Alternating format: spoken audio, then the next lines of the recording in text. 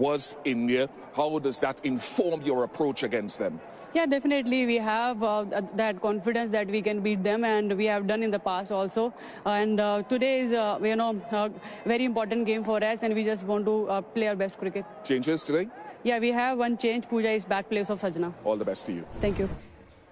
So that is the news from the middle. Australia have won the toss. They've elected to have a bat first. I'll go through all the details of those team changes in a moment. What I can tell you, Taylor Fleming out of the tournament after that shoulder dislocation in the previous match, and Alyssa Healy, well, in theory, she could still yet play a part in this tournament. The word that we've had from Cricket Australia today is unavailable for tonight's game after suffering a foot injury on Friday night. She'll continue to be assessed over the coming days, and should Australia qualify for the semi-finals, her availability will be determined in due course. Tash Farron, Ashes winner with England, is alongside me. The fact that she walked in on crutches wearing a moon boot doesn't necessarily scream to me somebody that's about to take a full and active part in a cricket tournament, but you never know. It could be precautionary.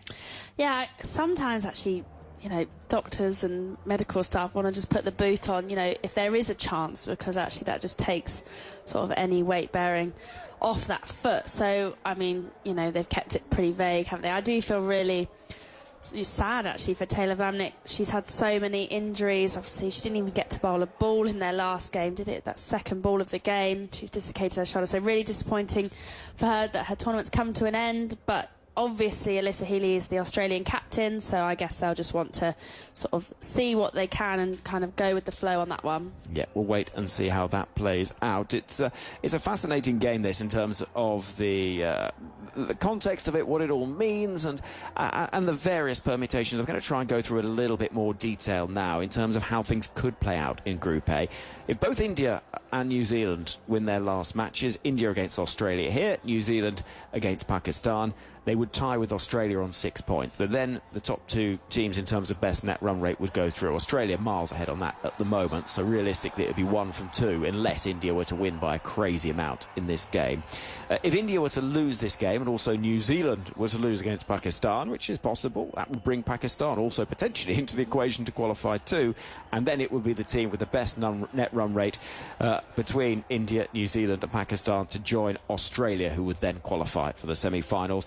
If one of India or New Zealand lose their last match, that would send the other team into the semi-finals on 6 points along with Australia. So that is how this will play out. So essentially what we're looking at here is India, they need to beat Australia to put the pressure on New Zealand, who would know if they were to face a Pakistan side needing only a win. That puts them in a really strong position for qualification, and there is the potential to stay ahead of the India side, depending on the margin of victory if Australia were to win this game. It is complicated, but it is, in simple terms, India need to go out there and they need to beat Australia. Yeah, they know exactly what they need to do. They've been building into this tournament. They had a slow start to the tournament, but they've just been building as they've gone along with each game. So it's very clear and simple for India. I sometimes do think they bring their best cricket against the better sides, so it's very clear for them, but it's not an easy task playing Australia. They're the best team in the world. They have been for a very, very long time. They look good. I guess what India can take hope from, they are without, you can't sort of think that being without an Australian captain is, it's quite a big deal. I think they probably miss Healy more as a captain than as a batter. They've got so much batting depth. But I'm just really looking forward to tonight. The crowd, they've come in force. It's about a 98% in favour of India crowd, so I think the atmosphere is going to be good. I think the first game that we saw today, the wicket looks much better than what we've seen at Sharjah. The outfield looks quicker as well, and also I think the ball has been skidding on under lights as well, so that is a recipe for, I think, a thriller. I think we could get some really good cricket here. I completely agree. We've got the two sides walking out between those rotating sparklers that we've become rather familiar with over the last 10 days or so. The stands, right around this ground, packed full, and as you say, mainly supporting India, but it should be a belting atmosphere this evening and a game that has so much riding on it. The two teams are standing out in the middle, and it is time now for the national anthems of India and Australia.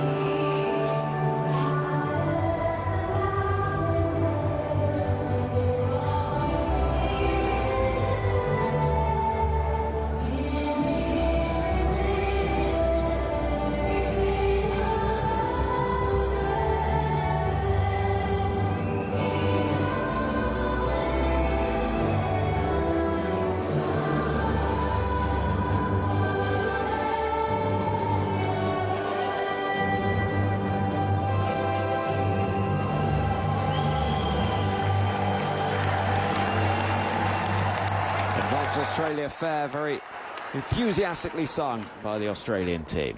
Now the national anthem of India.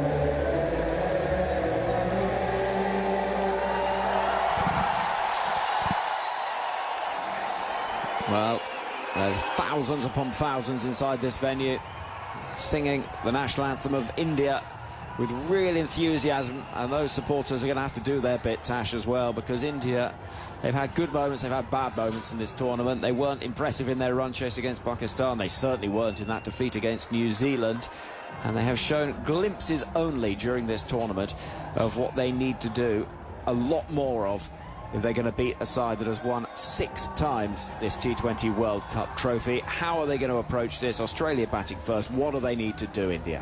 Well, I actually think first, we were talking off air, I think Australia winning the toss and batting first is actually a good thing for India, because I think Australia are so good at chases. They're so cool, calm and collected. And because every time we've turned up at each sort of stadium and each pitch, we're not quite sure what is par on each different wicket. We've played on a lot of different wickets, especially at Sharjah. So actually that might play into India's favour, that Australia, they don't exactly know what par is. So, you don't really know until both sides have batted on it. So I think first and foremost, it's a good thing that India are going to get out there and have a bowl first up, but they have to be aggressive. They have to take early wickets. They need to try and get into that Australian middle order who haven't actually had to do too much in this tournament so far. And then I think they're going to have to be really aggressive in that power play with the bat. But first and foremost, they need to try and get some early wickets against this really strong Australian batting lineup.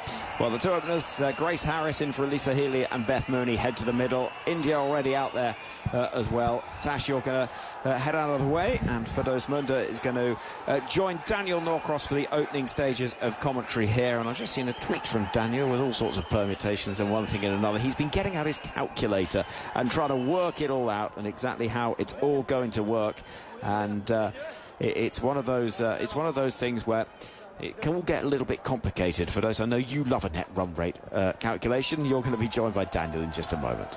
Yeah, absolutely. So India not just have to win, but they also have to win big. And it's a margin of around 60 runs, or I suppose chasing it will look at something around the 12-13 over mark. And that makes it all the more interesting, a game within a game here. And we had another one of those earlier in the day when England played Scotland and they managed to get their net run rate above West Indies. So that sets up Tuesday's game between England and West Indies very interestingly. Yeah, just to be clear here, if India do just win, then they will improve their net. Well, they might not improve their net run rate, but it won't take a battering. It will mean that New Zealand tomorrow would have to win better than India have beaten Australia against Pakistan. There's a very outside chance, and it's a very outside chance, that Pakistan could go through if they win. And Australia win today, but they'd need to batter New Zealand, and that is a deeply unlikely prospect. So let's stick to the things we think are likely to happen. As for England, I mean, the results today must have delighted Firdaus, because barring a super over victory or a win by 1 run for the West Indies, South Africa are through to the semi-finals. Whether they finish top of the group or second in the group, we shall see. Yes, we have had super overs, we have had tiny margins of victory. But if you're a South African, you couldn't really have asked for much better today from the result. Maybe if England had taken 3 or 4 balls longer. Maybe if they hadn't actually hit the 4 off the last ball. That was actually the thing that just allowed for that glimpse of a possibility, which is a nightmare, of course, with commentators, because it means we've got to allow for it in everything we do, the caveats and all that. But soon the caveats will be behind us, because the end of the group stage is hoving into view, and we're nearly ready to start on what is an increasingly packed stadium. I was outside a moment ago, and there are queues of people, and there's a massive spread. There are young girls, there are women, there are men, there are loads of Indian men here supporting the Indian team. It's terrific to see. Just as the camera pans into the crowd, you can see this massive spread of ages, and I mean, almost an even spread of gender, I'd say, as well. I think so, yeah, and that's great. I mean, the population of the UAE is 2/3 men to women. Been looking up some statistics as well. Have you now? That's nice, yeah. And 38% of the expat population come from India, so we're going to see some really big Indian crowds, and I guess all the more reason for India to want to get into the semi-final. It explains a lot. It explains why, if India do get to that semi-final, it's going to be played in Dubai, the bigger stadium, where we saw a really big crowd for their match against Pakistan. Right, Sue Redford is waiting, and we are ready to rumble. Here is Renuka Singh Thakur in to Grace Harris, who defends her first ball. She's survived a ball in this World Cup and plays it to point. I say that because that's only the second ball she's faced in this World Cup. She was bowled by Mealy Kerr, just as I was explaining to the listeners how the cars in the road away to my right are in serious danger when Grace Harris gets going, and she rewarded me by being castled first ball by a straight one. But she's got bat on ball for the first time. Grace Harris, a very powerful all-rounder, opening in place of Alyssa Healy today, as Renuka Singh Thakur is into her, and she carves this into the offside. That's cut away to the boundary for 4. That is a shot of real authority. You've got to be very careful if you give any width to Grace Harris. It is a pretty packed offside field, but with a slip in place, there's one cover missing, if you like, and there was just enough width, and it was short enough for her to place that to the right of point, and that'll make her feel much, much better. And all the Grace Harris fans around the world who think that she's not quite got the go that she might have done playing for Australia. Hugely talented player. As Thakur is into her, and she defends from the crease, just pushes into the offside. It's picked up by Jemima Rodriguez at short extra. Every dot is being cheered to the rafters. This is the atmosphere that we didn't necessarily think we were going to get when we came to the UAE, so it's wonderful for Dos, isn't it, to see this? Yeah, truly brilliant, and it's so nice in this press box here at Sharjah, and the media boxes. We're quite low down, and we're really in the thick of things, so we can get a real feel for the crowd. In Dubai, we're slightly higher up. I took a little walk there during the India-Pakistan game to get some vibes, but here the vibes are right here. Oh yeah, the vibes are right in front of you. As Thakur is in, down the leg side. That'll be a wide. I would think it is a wide. Risha Ghosh did pretty well to get pants on it. She's standing up to stumps to Renuka Singh Thakur. There's a long leg and a deep mid-wicket. Now, you were telling me, Firdaus, off air, that India have had the opportunity to sample the conditions here in Sharjah, despite not having played a game. They haven't played a game here. Their first 3 games all in Dubai. That's right, so they're the only team that has had a training session here in Sharjah. They were able to do that yesterday, just after the match between Sri Lanka and New Zealand. Slips come out, by the way, so 5 in the ring on the offside now. And down the leg side again, and a missed-stumping chance for Risha Ghosh. Now then, does that take a bit of pad? Because umpire Sue is not stretching her arms out. I thought it was wide. Let's see this again. Well, I thought that was wide, unless it's taken a bit of bat and it's a drop catch, because Grace Harris moved out of her crease. Beth Mooney's come to have a little chat with her. And unless there was a little brush of pad, that should have been a wide, but Renuka Singh Thakur gets away with it. 5 without loss, the score remains. Harris on strike. We'll come back to that shortly. As Harris waits and works this nicely into the onside. She might get 2 here. This would be interesting to see how they're running, and they're running well. They'll get 2 as it goes very square of the wicket. The long leg has to move a long way around to her left. 7 without loss. Yeah, so most of the training facilities here are at the ICC Academy, which is in Abu Dhabi, not Abu Dhabi, Dubai, I beg yours. And there are 3 fields there. Teams have been able to train under lights. But India came in yesterday after that New Zealand-Sri Lanka game. Not only did they get a practice, but they got a middle practice. So they were out on the match pitch. They had a good look at it. They're the only team to have had that advantage, and we should see how that works for them. Renuka is in. And this is defended again from the crease by Harris. Back to the bowler. So 7 from the first over. A steady start from Harris. A lovely punched 4 through point. And then a couple of tickled away couple through the onside. Now we're just seeing some replays on our screen to remind us of India's stellar performance in the field. In the last game they played, Harmanpreet Kaur scored her fastest T20 international 50, but then couldn't come back out to field as captain. Smriti Mandana was captain. And there was a real energy, a real buzz to India's fielding, and straight away Radha Yadav, the substitute, got into the action with a wonder catch. And you just saw a totally lifted performance from India. Yeah, I thought so. I thought that Smriti Mandana captained with a real sense of joy, and the team really seemed to buy into it. And Radha Yadav hadn't actually had any time in the field before that, but she pulled off some fantastic catches. So Harmanpreet's been battling with the neck issue. She was asked extensively about that in the pre-match press conference yesterday. Yeah, it was weird, wasn't it? The way she did it as well, or the way it surfaced at any rate. Yeah, just sort of lunging forward. She lunged forward, then she had to stretch her right leg back to get back in her crease, and it seems that's tweaked her neck. It's pretty painful, that. Let's come back to that in a moment as Shreyanka Patel is going to bowl. Right arm over the wicket into Beth Mooney. Interesting, she's going over and she's beaten the bat straight away with a sharply turning and bouncing ball that goes past the outside edge. And the slip is in place for precisely that. Now, interesting line of attack Shreyanka's adopting here. That's pitched on a roundabout leg, and that has turned. That has turned. She very well, I say very nearly. I'm not sure she did very nearly get the edge. Well, turned way too much. Mooney waits and gets struck on the pad. There's an appeal for LBW. They're going to struggle, I would imagine, to get an LBW from over the wicket with an off spinner, because he's either going to pitch outside leg or it's going to turn too sharply and miss off. Yeah, and it is turning quite a lot from what we're seeing. So well, I would come round the wicket now, wouldn't you, if you're getting that turn? Yeah, I think she should consider that. They don't seem to be too eager on pursuing that appeal any further. No. They sounded pretty convinced up front, but things back to normal. In comes Shreyanka again. She goes on the sweep, as Beth Mooney, but only can find it's a short backward square leg rather than a fine leg, really. And just to give you the field, there's a slip and 3 in the ring on the offside, a deep cover point, deep square leg, and 3 in the ring on the leg side. And bearing in mind that the prevailing direction of travel is off spin, away from the left-hander. Now, the change in the field, they're bringing in an extra fielder into the ring on the offside, sending deep mid-wicket back. It is slightly shorter away to our right, which would be if Beth Mooney felt comfortable swinging against the spin out towards the road away to our right. And Shreyanka's got quite a long run up. She's in now and bowls a faster ball, which is clipped away off the pads by Mooney. Her first run off her 4th ball. Australia 8 without loss. Good start this from Shreyanka Patel, who's been really impressive in this tournament. She has been, and I was actually just wondering how much pressure Beth Mooney is under, because I know that there's a school of thought that she tends to take a little bit too long to get going, and of course with Alyssa Healy not playing this game and we're not sure of her participation in the tournament, I just wonder how Australia will manage the opening pair. They also have the option of Phoebe Litchfield, who they could bring up the order.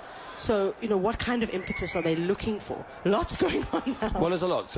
Always is for an India player. And also, Beth Mooney, for some reason, has decided she feels the need to come and speak to Grace Harris before every ball. Pretty much every ball, yeah. I don't know how helpful that is to Grace Harris, who's a perfectly capable woman, played quite a lot of cricket, knows what she's doing, but Mooney's decided to get into her ear about something. She may be just giving her advice about how your ball's flicking off the middle finger. This is just clipped away, a shorter ball, and going to go down to deep backward square leg for a single. Shreyanka doesn't just bowl the off spinner. She has the one that she'll just take off and sort of cut back in to the left-hander. Also, that would sort of just take it slightly away from the right-hander. So she has got a long run up. She's not a conventional off spinner. Occasionally has a slightly quicker ball. Plenty of change-ups, partly why she's bowling with that new ball. She's back into Mooney now. And Mooney just comes forward and defends uncertainly. Suddenly, a myriad of Indian fielders charge towards the ball, end of the over. A very good one from Shankar Patil. We've come used to that during this tournament. 9 without loss. Australia. Harris has 7, Mooney has 1, and will keep the strike. Yeah, that's a very good over from Shankar Patil. Just the 2 from it. And I think that pressure we're talking about, Mooney 1 from 5, you know, it's really been a talking point at this World Cup. How many dot balls batters are eating up, I suppose, is what we would say. And I think Australia will be a little bit unsure as to what a good score is, because the way we saw England bat, and of course a completely different bowling attack, so hard to really judge, you know, whether that type of run scoring can be repeated. But it's difficult to know what will be a good total. Here comes Renuka. Starts a new over. It is moosed away out towards deep mid-wicket by Grace Harris. It wasn't an elegant shot. She gets a good part of it. It's in the air for a while and is picked up out there on the boundary by Arundhati Reddy, who has also had a very fine tournament. Player of the match in one game. Dynamic seam bowler. It brings Mooney on strike for the first time to Renuka Singh Thakur. You imagine she'll be a little bit more comfortable with the pace coming on. She's a fierce runner between the wickets as well. The other day here, she got 40 off 32 balls, included just 2 boundaries. So her non-boundary strike rate was over 100, which takes some doing, and that was in some fierce heat as well. And don't forget, she'll also have to keep wicket a little bit later. She will. So she's got a double job tonight. She is the Sarah Bryce of this outfit. Maybe Sarah Bryce is the Beth Mooney of Scotland. I don't know which way we want to put it. I don't know. Yes, I waved off the Scots outside. Did you say goodbye? Said goodbye. Did you tell them the anthem was well sung? Yes, I did. Yes, they were licking their wounds. Just down the leg side, it's going to fly away for 4. 4 watts, 4 wides, so 5 in total. And Beth Mooney, so eager, she was running back for a second there, even though the ball flew away to the boundary. A loose ball down the leg side by Renuka Singh Thakur. A bonus for Australia, they're 15 without loss. It immediately elicits the first sort of look from Harmanpreet. We're getting the look. You're going to count them? Oh, yes. Count those looks. It's good that she's out there in the field and... Yes, it is. Seems to be walking confidently, swinging the arms, maybe taking the head from side to side. The neck seems okay. Right, in she comes again. Renuka, and it's damped into the offside. They've hesitated that they're going to get through for a single. Good bit of fielding on the run, but it will just be the single. And Mooney moves to 2 from 6. He's not got going yet at all. There's some injury problems in the Australia camp, and they have brought in a reserve today. Heather Graham has been called up. Heather Graham's called up for Taylor Fleming. Yes, that's right. So they haven't yet announced whether or not they'll replace Alyssa Healy in the tournament, and it's a little bit of a process to get a player replaced, which I'll tell you about. Thakur is in to Harris. Steely eyes, waits, and she chops at this, gets an under edge. Mooney's quick to see the opportunity for a run as it goes very fine through where a slip might have been. And they do just pick up that run. 17 without loss halfway through the 3rd. Yeah, so in order to replace a player, you need to have the replacement lined up, and those 2 things get announced together. So so-and-so is out and will be replaced by whoever it is you're replacing them with. And that also means that the player who's out cannot be part of the dressing room in any way. Oh, really? So you've got to sling your hook. She's got to go. Yeah. So I think Australia will be quite keen to have Alyssa Healy around. I see. So yes, I see this. So that is a bit of a conundrum, isn't it? And bearing in mind, there aren't that many games left, are there? I mean, they've got tonight's game, which they're getting through with her in a boot. It's Mooney. Chops this into his caught. Caught a point. Really good catch. That went really low as well. That's a fine catch, diving forward. Mooney, so often, the glue at the top of Australia's order has got to go. She's never really got going at all today. She looks dismayed. It was wide outside the off stump. She drove it away, and a good low catch. Tremendous effort. Means that, well, first wicket and a wicket again for Renuka Singh Thakur, who's been very effective for India. It is Radha Yadav. Now, Radha Yadav, is she doing the... Is that right? Is she suddenly doing the Ravindra Jadeja role in the 2019 World Cup, which is, you're such a good fielder that we'll find an excuse to allow you to field while somebody else... Because, I mean, no one's injured after 2.3 overs, are they, for Dave? Yeah, I'm just trying to figure out who she's on the field for, actually. Well, this was my confusion. Now, Georgia Wareham has come up the order. This is interesting. No Elise Perry. They do like to do this in the power play. I think this is a good move, really, because some of the other criticism that I've been hearing is that with Elise Perry and Beth Mooney, maybe Australia have got two players who take a little bit too long between them, and so I think this is their way of showing some intent. I also have a suggestion for who I think they might look to if they are to replace Alyssa Healy. Oh. Here goes Takeo. First ball to Wareham. Strikes the power. That looks close. They've all come rushing and it's given. Well, Indian player after Indian player came rushing up to Sue Redfern there, imploring her to give that out. And I think Wareham might be about to walk off. Yeah, she looks regretful, and I think Renuka Singh Thakur is on a hat-trick. Yes, the countdown is complete. It was a very aggressive appeal by the Indians, who came running in to Sue Redfern. They were absolutely convinced it was out. I've got to say, it looked out from here. We'll see it again. Hit the knee roll. I wonder, there might be a little bit of umpire's call, in which case it would still be out. But if it's doing anything, it's sliding down. That's what I thought, actually, that I think it's probably missing. Oh. I'm surprised she's not reviewed. I'm surprised she's not reviewed, because the angle's quite wide. There was a bit of a swing, and then it came in off the pitch. It's hit the front knee, and okay, it hit in front of middle stump, but where was that going? Yeah, I do. It brings Talia McGrath to the wicket much earlier than you would expect. She's carded down at number 6. She's in. With still a ball to go in the third over. Georgia Wareham, the pinch hitter, hasn't come off, because she's been given out, LBW, by Sue Redfern, and Renuka Singh Thakur, in front of a fervid crowd here in Sharjah, is on a hat-trick. We've seen a few hat-trick balls in this tournament. I don't know how many. Maybe Hypercross could tell me. It feels somewhere between 9 and 10. Almost won a game would sort of be my guess. It's almost there, isn't it? Right, Talia McGrath. Pressure on Australia. 17 for 2. Delight for India. Here we go. McGrath on strike and struck on the pad. It's going down. There's a semi-appeal. Sue Redfern will probably be about to signal leg by. She does. And another anticlimax. They've all been pretty much like that in their very different ways, the hat-trick balls.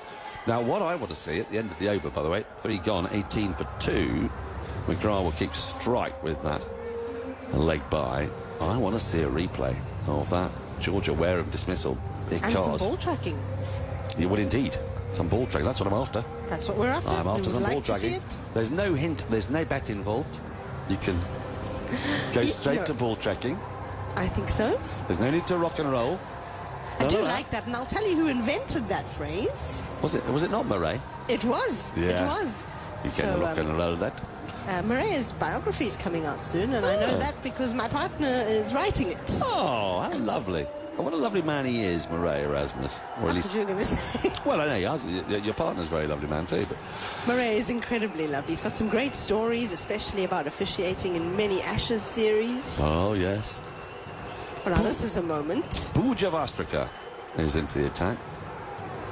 Hamstring injury kept her out of the last couple of games, and I saw her doing her fitness test just before the 11s were announced. Talia McGrath on strike. Vastrika in. A little bit uncertain with her runner, I'd say. And that's dabbed through backward point down to Arundhati ready for a single. I didn't quite like the look of the way she ran in there. Yeah, her right thigh. She was, definitely favouring, wasn't she, there?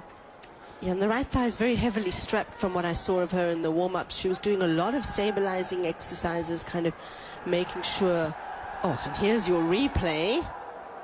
Missing by miles. Indeed missing. Missing by absolutely miles. Why did she not review? Georgia Wareham, what have you done? The angle. I thought the angle was going to be an issue, and that has been sliding down the leg side. It was a very concerted appeal.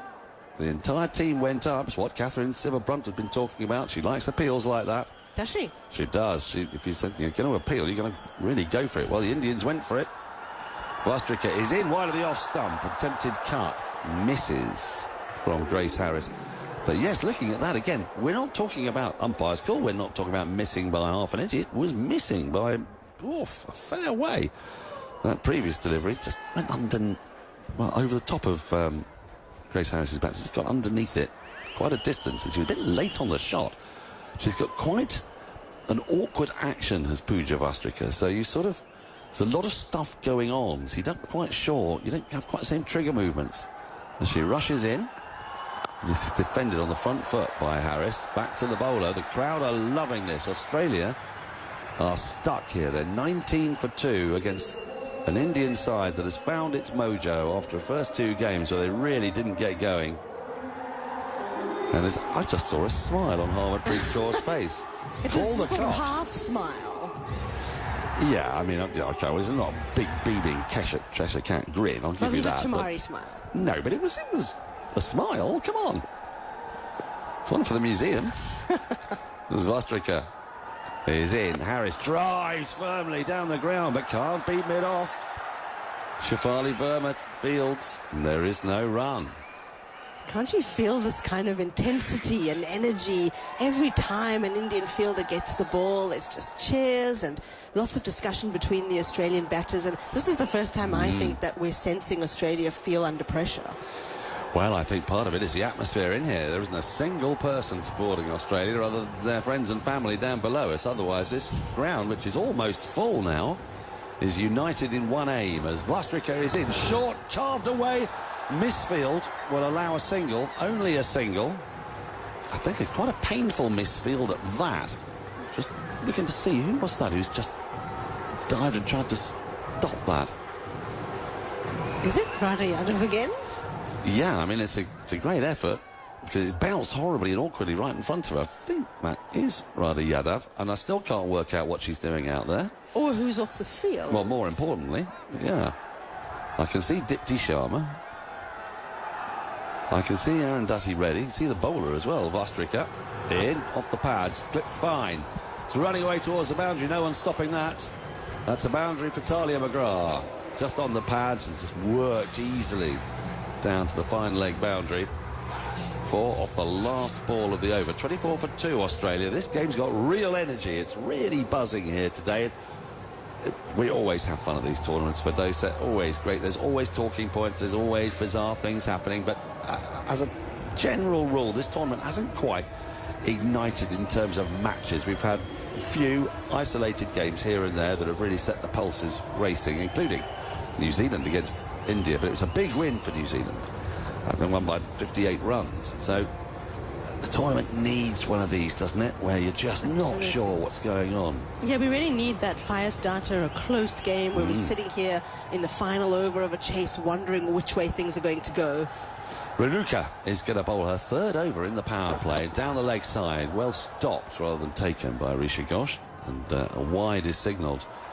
I'm still trying to get over that LBW first ball. I mean, that does hint at slightly scrambled minds out there, that they didn't bother to even look, because when you hit in front of middle, the bowler bowling predominantly in swing anyway, from, you know, with the angle wide of the crease, yeah, you might be out, but good chances umpires call, worth a look. Renuka in again, full and sort of heaved out to deep mid-wicket where Arundhati Reddy comes in from the boundary.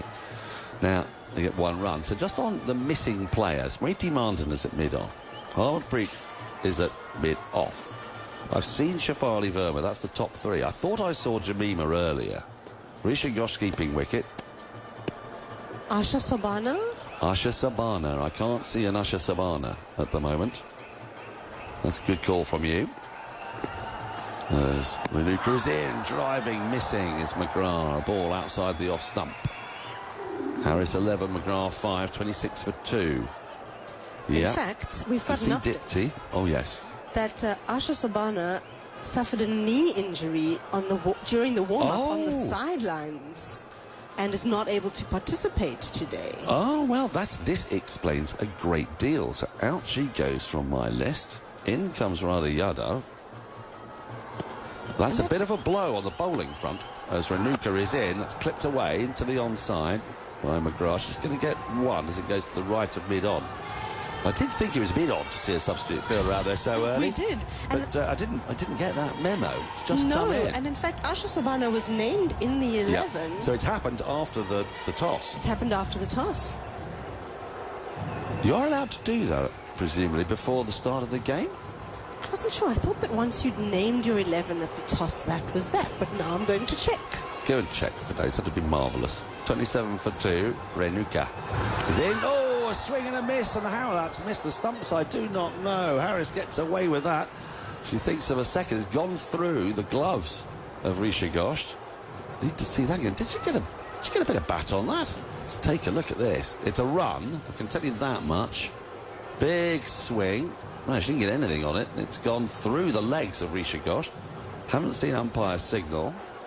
Umpire seems having a torrid time of it out there at the moment. And I missed wide with a wicket given.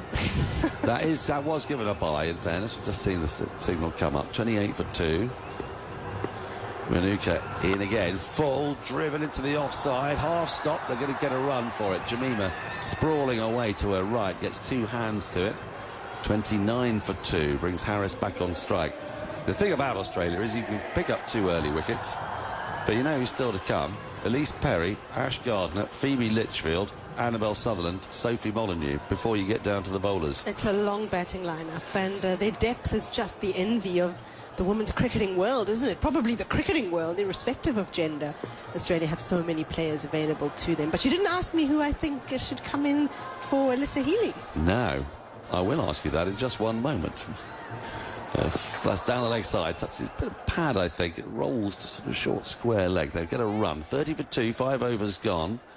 Harris has 12. McGrath has 7. The current composition of this team is 9 batters and 9 bowlers. I'm counting Grace Harris as a bowling option. And still only 11 players. And still only 11 players. I mean, quite literally, the only ones that don't bowl in this team are Beth Mooney and Phoebe Litchfield.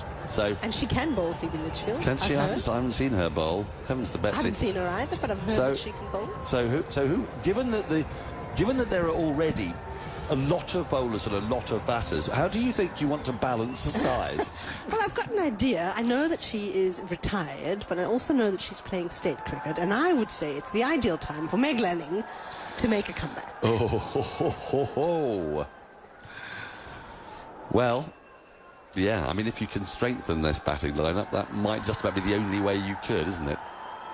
Shreyanka Patel's back in the attack. Oh, the first ball's been whacked out towards deep square leg. 1 bounce 4. That's the power of Grace Harris.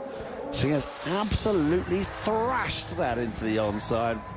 On any other ground, that would have been 6 in women's cricket, because that landed about 2 yards inside the boundary at deep backward square leg. And I tell you, it's a big boundary out there. Henry and I went out this morning and just visualised it. It's miles away. And Grace Harris has got that almost all the way to the deep backward square leg, which causes a bit of a think. Here is Shreyanka, and that's defended by Harris. She was gearing up for a big wallop back over the bowler's head, and then she thought better of it. She smiles at the bowler. It's a very characterful woman, Grace Harris. That ball, that was the away swinger. That was not the off spinner. That's the thing with Shreyanka Patel. You just don't know what you're going to get. Isn't she? Mm. Just 22 years old, so big future ahead. There's great control with that ball as well, isn't she? As down the wicket comes Grace Harris, and she slaps it to straight mid-on, but won't get a run. So the throw comes in. I'm so glad I don't have to look around the field trying to work out who's not on the field, now that I know that everybody on the field's supposed to be on the field. Although, that said, I am still somewhat surprised about the... Me too. The Radhi Yadav substitution situation. Yeah, so the got to the message bottom came of it? through, not yet, but the message came through 14 minutes after the start of play. Ah. Round the wicket comes Shreyanka to Harris, who gets this fine. She might pick up a couple here, because Dipti Sharma was diving away to her right, couldn't quite stop it. Wait to see the umpire's signal. Leg buys. It's come off a little bit of pad. 34 for 2. That's delivered from round the wicket, and it's just touched the knee roll of the front pad, diverted past Risha Ghosh, who's nothing she could do about it. Dipti's very fine at fine leg, but she couldn't get round to stop it. So I have got to the bottom of it now. Oh. After this ball, I will tell you. It's excitement. They've done Shreyanka. This is worked into the onside, as well fielded off her own bowling by Shreyanka, moving away to her right, keeping the Aussies honest here. Harris, at the moment, she's dealing sort of boundaries and dots. Maybe after this ball. So I imagine it's necessarily going to be the simplest thing. It is, after all, cricket regulations.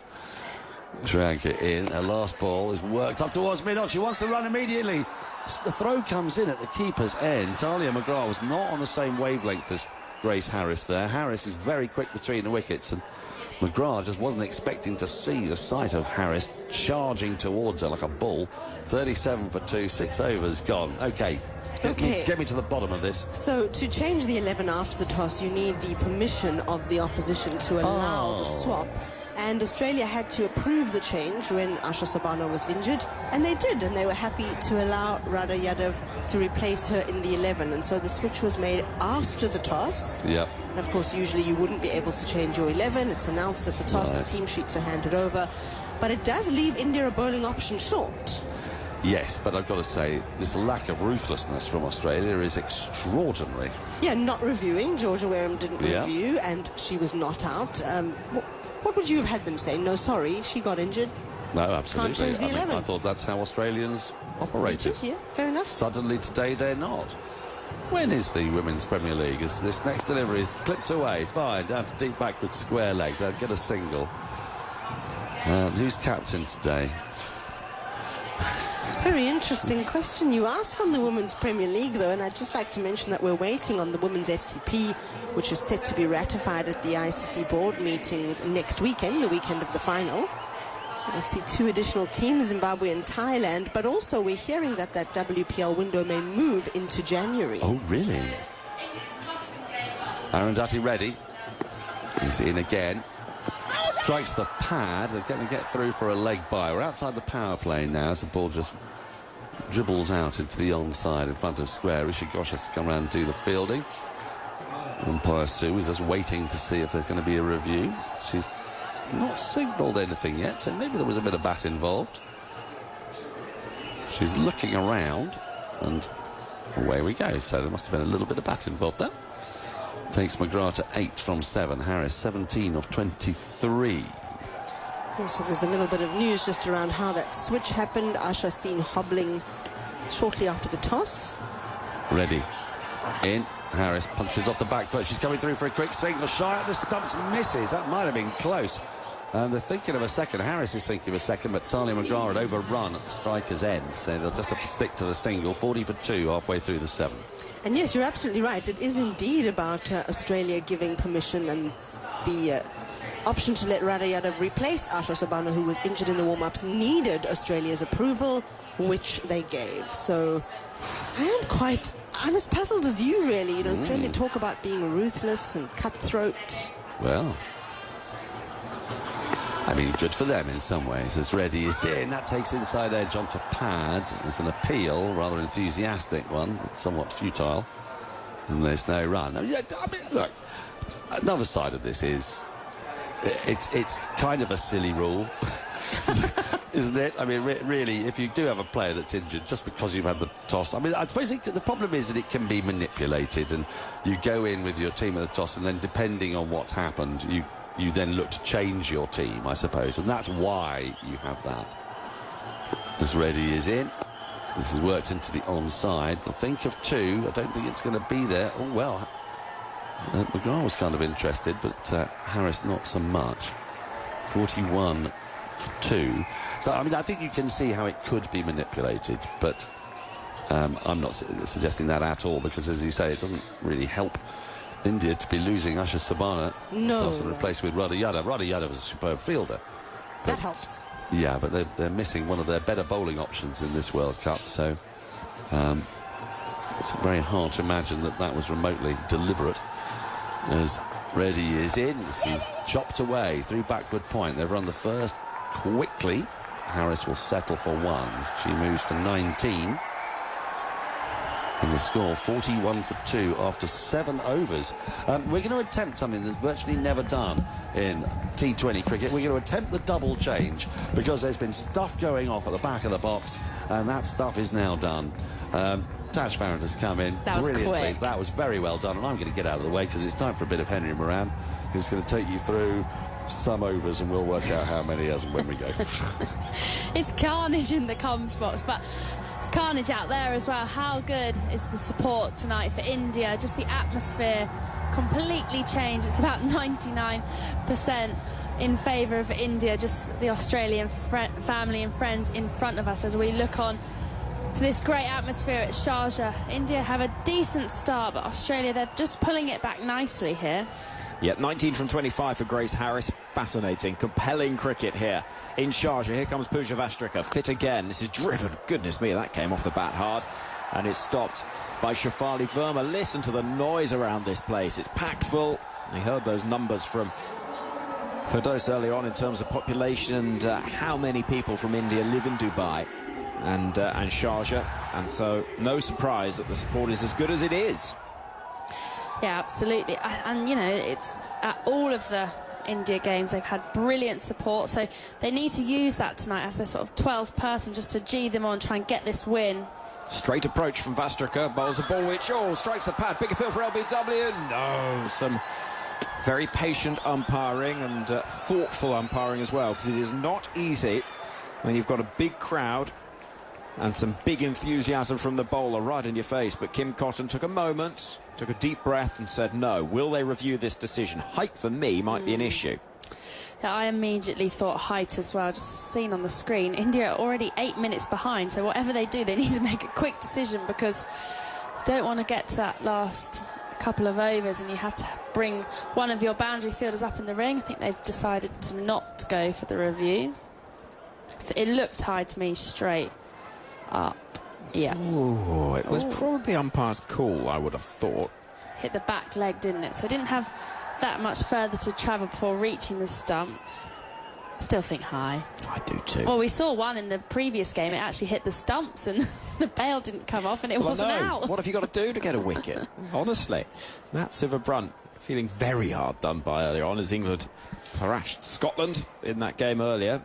If you missed it, the equations and the net run rate scenario works out that actually England have to beat West Indies. There are sort of weird, highly unlikely scenarios of super overs and one thing and another. That was umpire's call, it was, by the way, where it could see England lose and go through. But realistically, they've got to beat West Indies in that game on Tuesday in Dubai. So we'll be bringing that to you. 3 p.m. our coverage underway. On Tuesday as well, 5:45 from Multan on the same pitch, we think. England against Pakistan in that men's test series. Here comes Vastrika.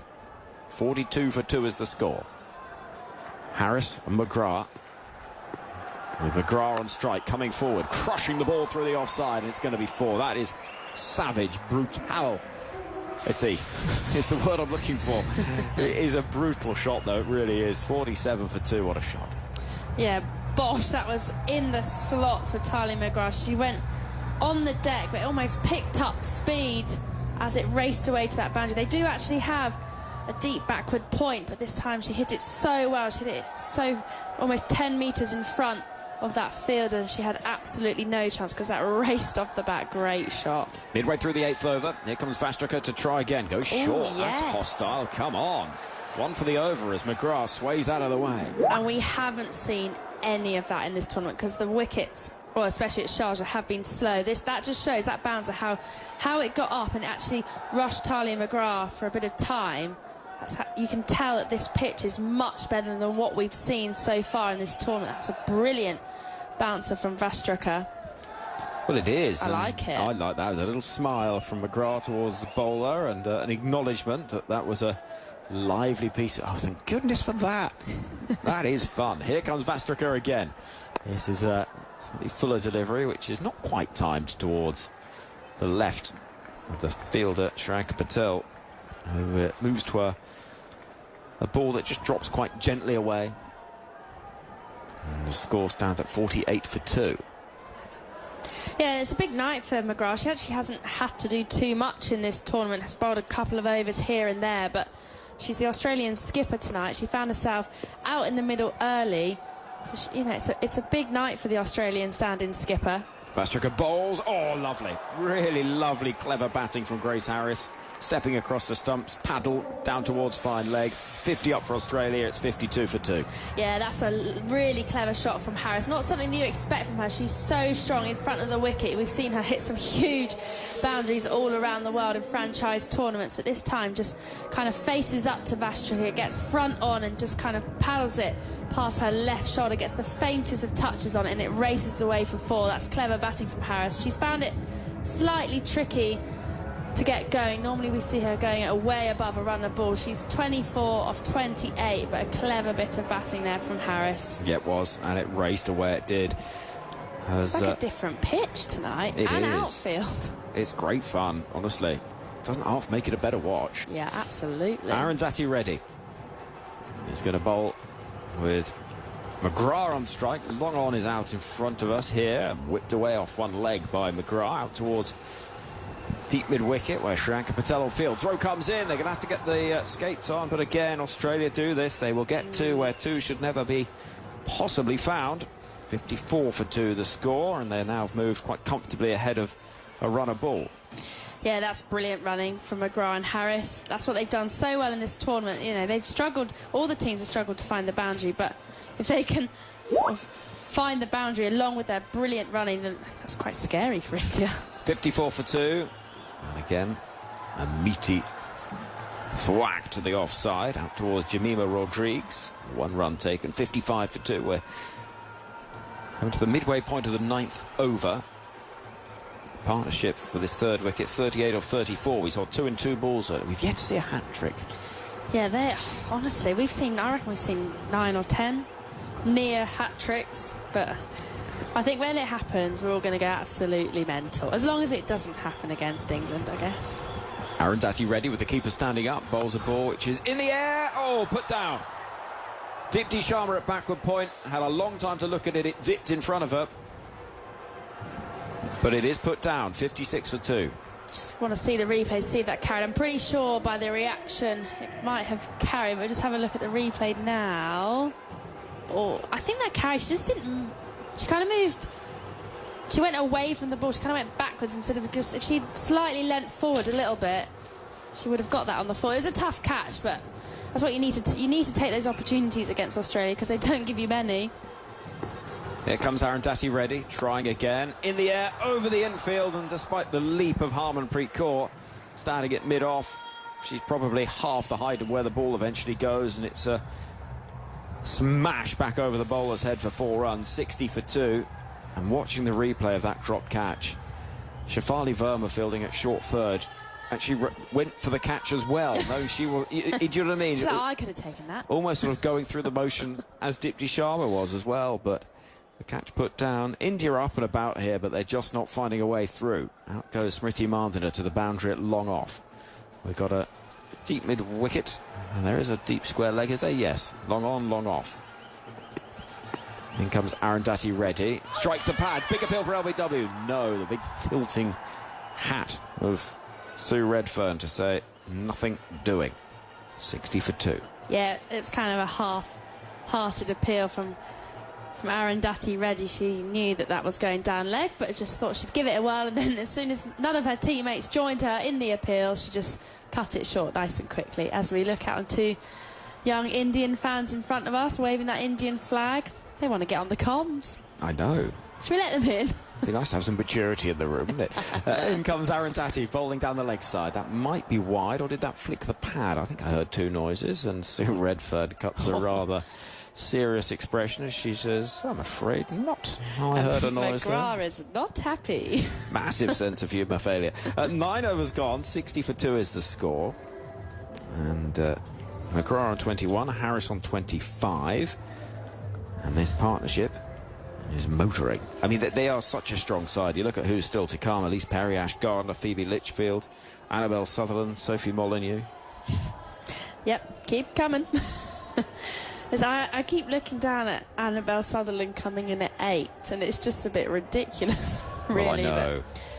But I've said it earlier, I guess this is a couple of those shots that Tali McGrath's hit over the offside.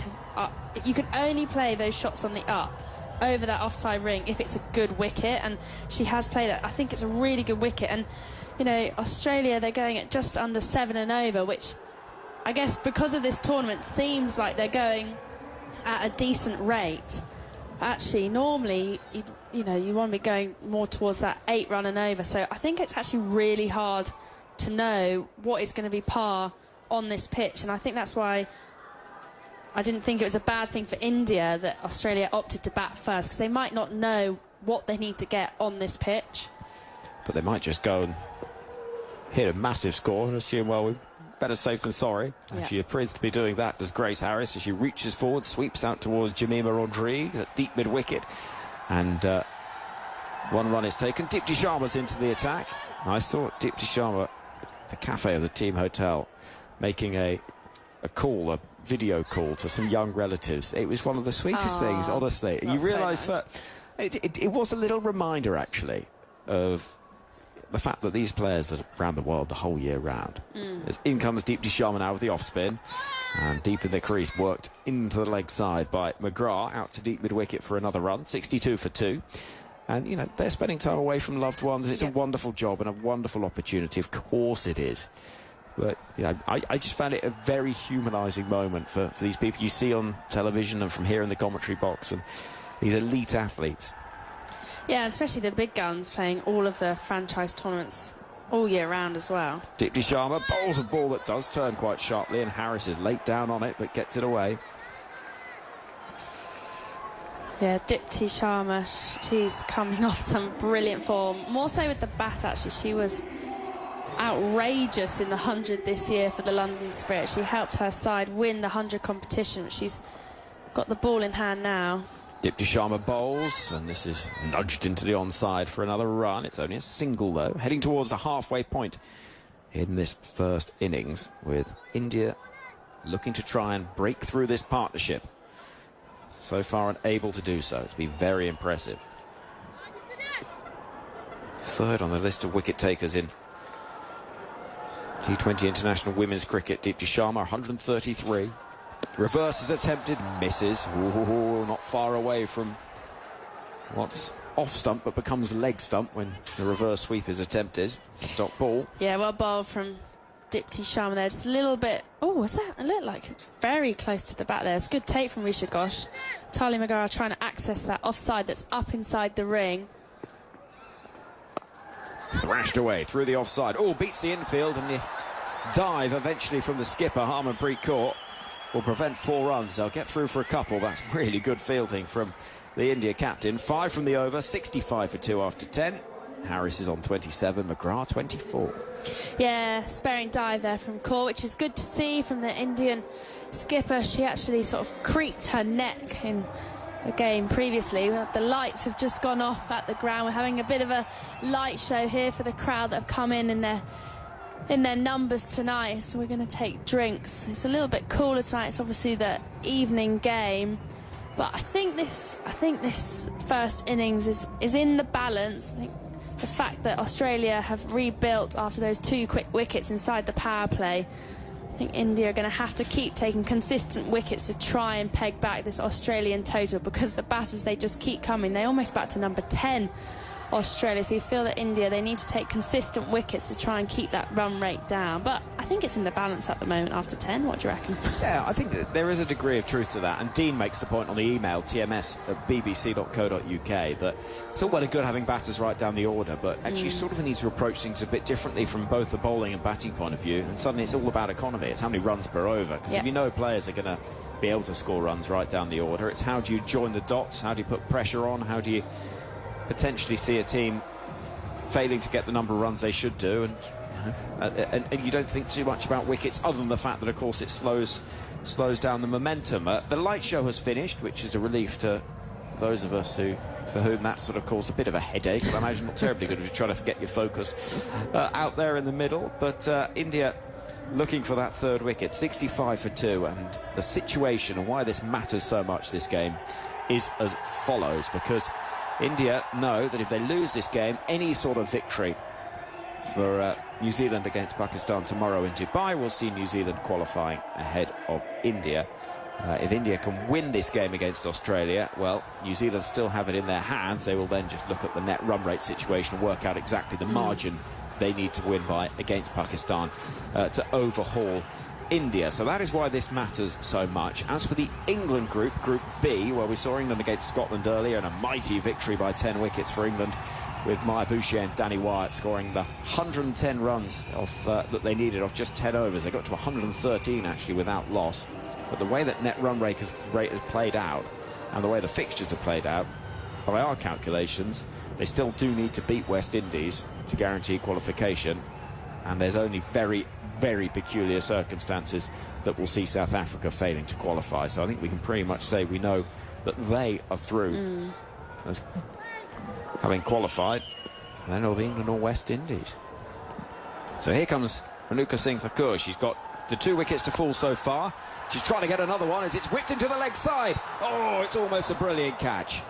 It was not far away from the grasp of Pooja Vastrikar at backward square leg, who did brilliantly to get across in front of those supporters, roaring with enthusiasm. It was helped on its way right off the pads. Grace Harris thought she was in trouble, and not quite, just drops a foot or so short. Yeah, good effort there from Vastrikar. Just came running round to her right, wasn't able to get there before it just bounced in front of her. She's in front of square, that was hit behind square.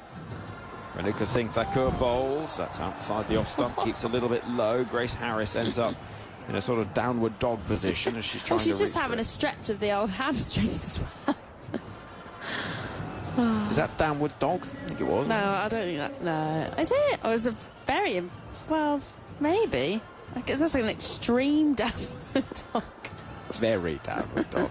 50 partnerships up, I should say. Here comes Renuka Singh. Very slow delivery, and that's shoveled into the leg side from the bat of Grace Harris as she moves to 30. 68 for 2.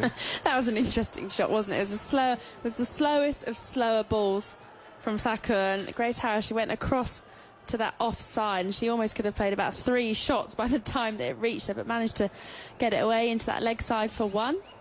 It was a shot that lacked a certain aesthetic quality, yeah, I think. It wasn't nice. It wasn't pretty. Effective, but not pretty.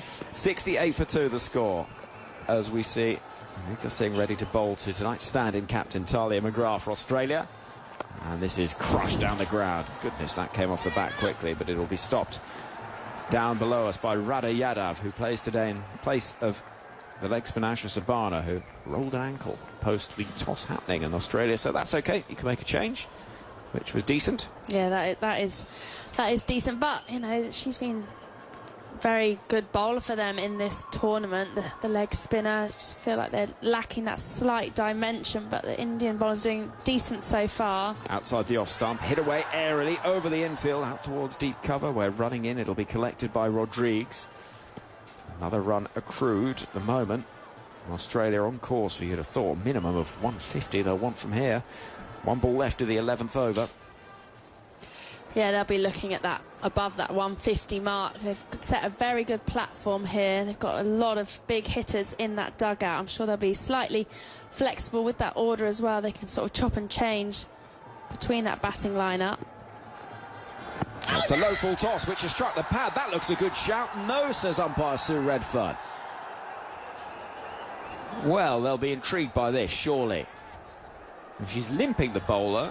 And Harmanpreet Kaur is asking the question, is anything doing here? We're going to go upstairs and have a look. I'm sure they will. I mean, that looked pretty decent. Is it doing too much? Yeah, my only thought would be, is it potentially missing or clipping leg stump? It's been given not out by Sue Redfern on the field. There's a prayer review for LBW. On-field decision is not out. I've checked the feet. It's a fair delivery. I'm looking at front on split screen. Roll through. Just take it back and roll it through for me, please. All the way back, yeah. Roll it through past the bat. Keep going. Keep going. I'm seeing a clear gap between bat and ball. I'm satisfied there's no bat involved. Let's move on to ball tracking, please.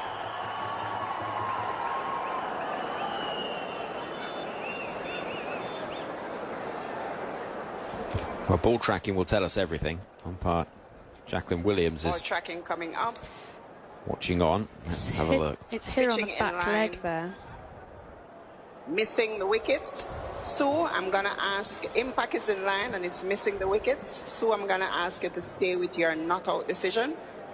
You're on screen now. Thank you. Very good decision from Sue Redfern. And the review is lost, so India have 1 left, Australia 2 left, and McGrath survives. She's on 25 from 21. It's 70 for 2. And frustration. And she's limping off, actually, the bowler here. Yeah, they're dropping like flies here, India. She's bowled her 4, I guess. So she doesn't have any more part to play with the ball, Renuka. The 12thers and 13thers are getting a run out tonight. They didn't expect to be on the pitch, but Renuka's just hobbling off there. I think she's done something to her leg as she was appealing for that, but it's a decent 4 overs from her. She picked up the 2 quick wickets, so she did her job earlier on in the innings. She did, and interesting to see a real hooping in-swing even this late on in the innings. So she finishes 4 overs, 2 for 24, which is a very good effort indeed. And we are going to see Radha Yadav into the attack. So Asha Sabana missing. Radha Yadav comes in. And a little bit of left arm spin. She's a bowler I like watching. Good bowler. Yeah, she's a very good bowler, and she'll, you know, she could easily get into this India side. She obviously missed out the first few games. She fielded as a sub-fielder in the last, but she gets her opportunity tonight. She's tall. You know, she'll target those stumps. She might get a bit of turn and bounce as well.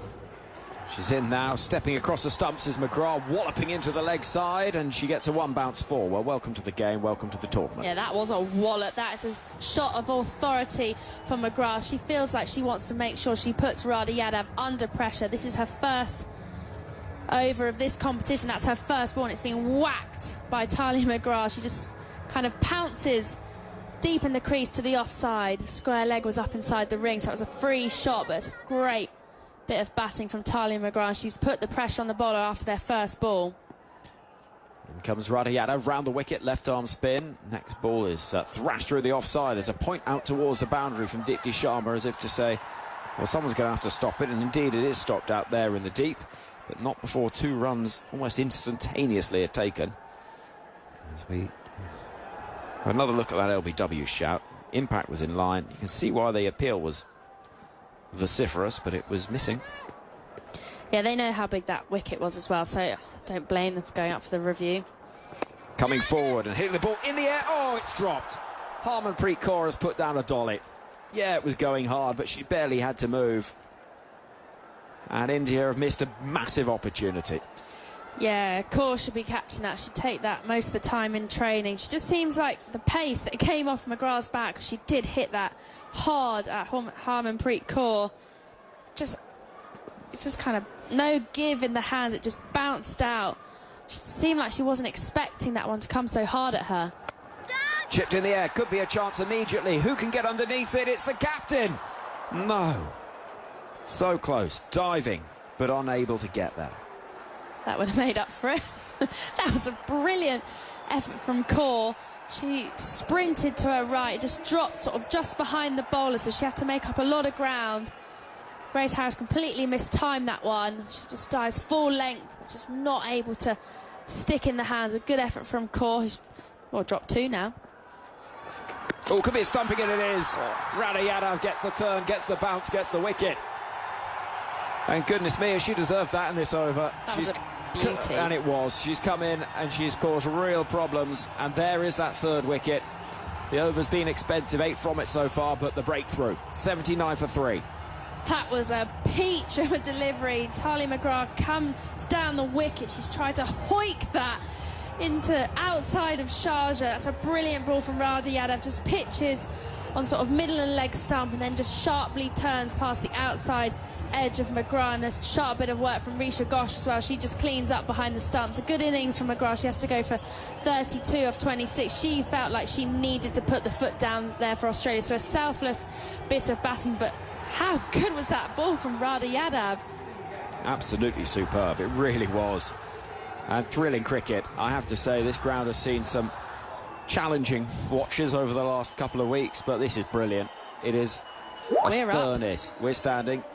The crowd are up. There's barely anyone in their seats around this absolutely chock-a-block full ground.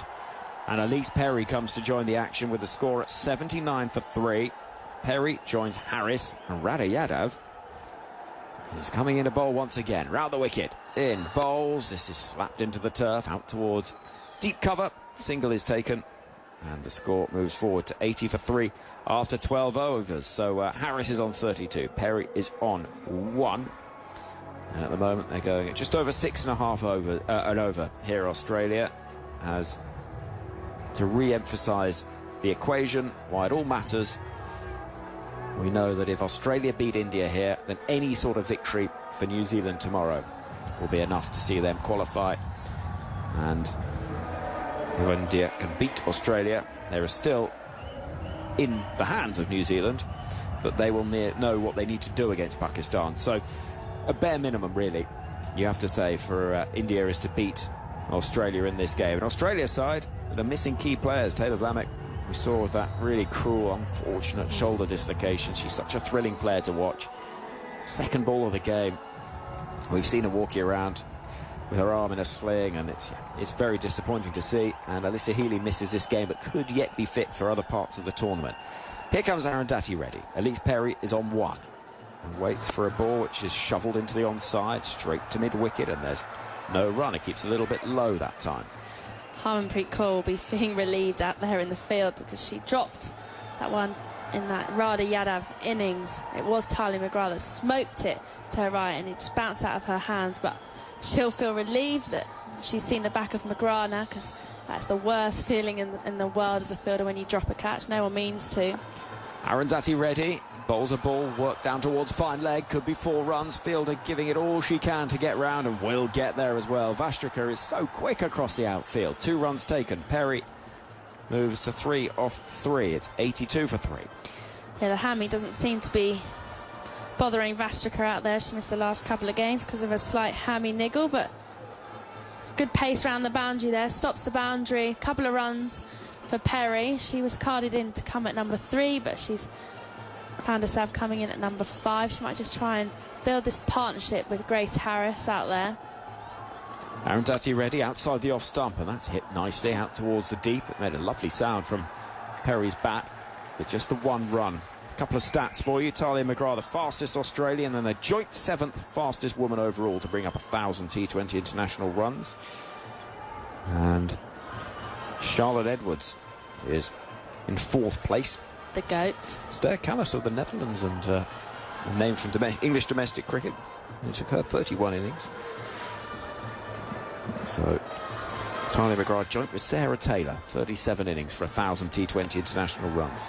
She's now out. Harris hits the ball down the ground. It's a lovely looking shot. It's been lofted away. It could be 6. No, it'll be 4. Just bouncing inside the ropes. Straight down the ground, though. And Grace Harris moves to 36.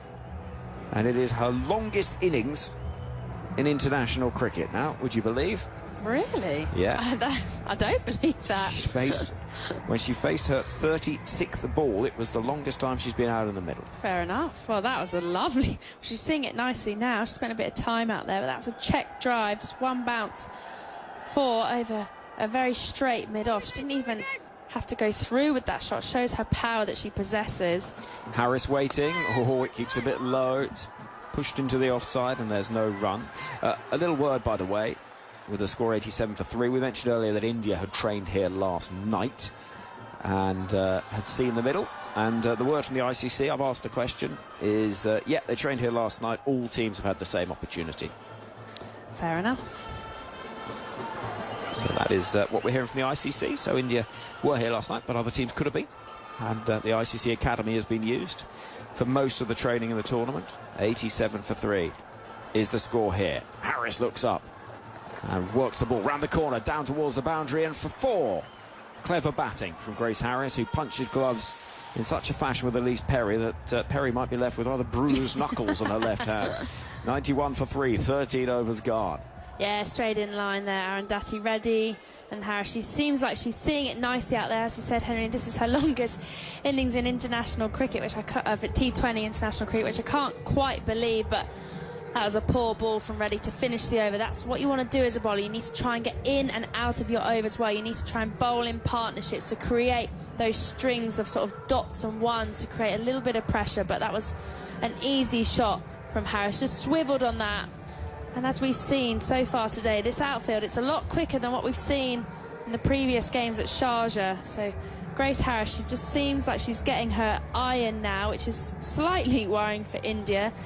Australia are only 3 down. Their run rate's up to 7 and over now. They'll want to get that above 8 and over and try and pose a really good total for India to have to chase down, because there's a lot of pressure on India. They have to win this game to go forward in this competition.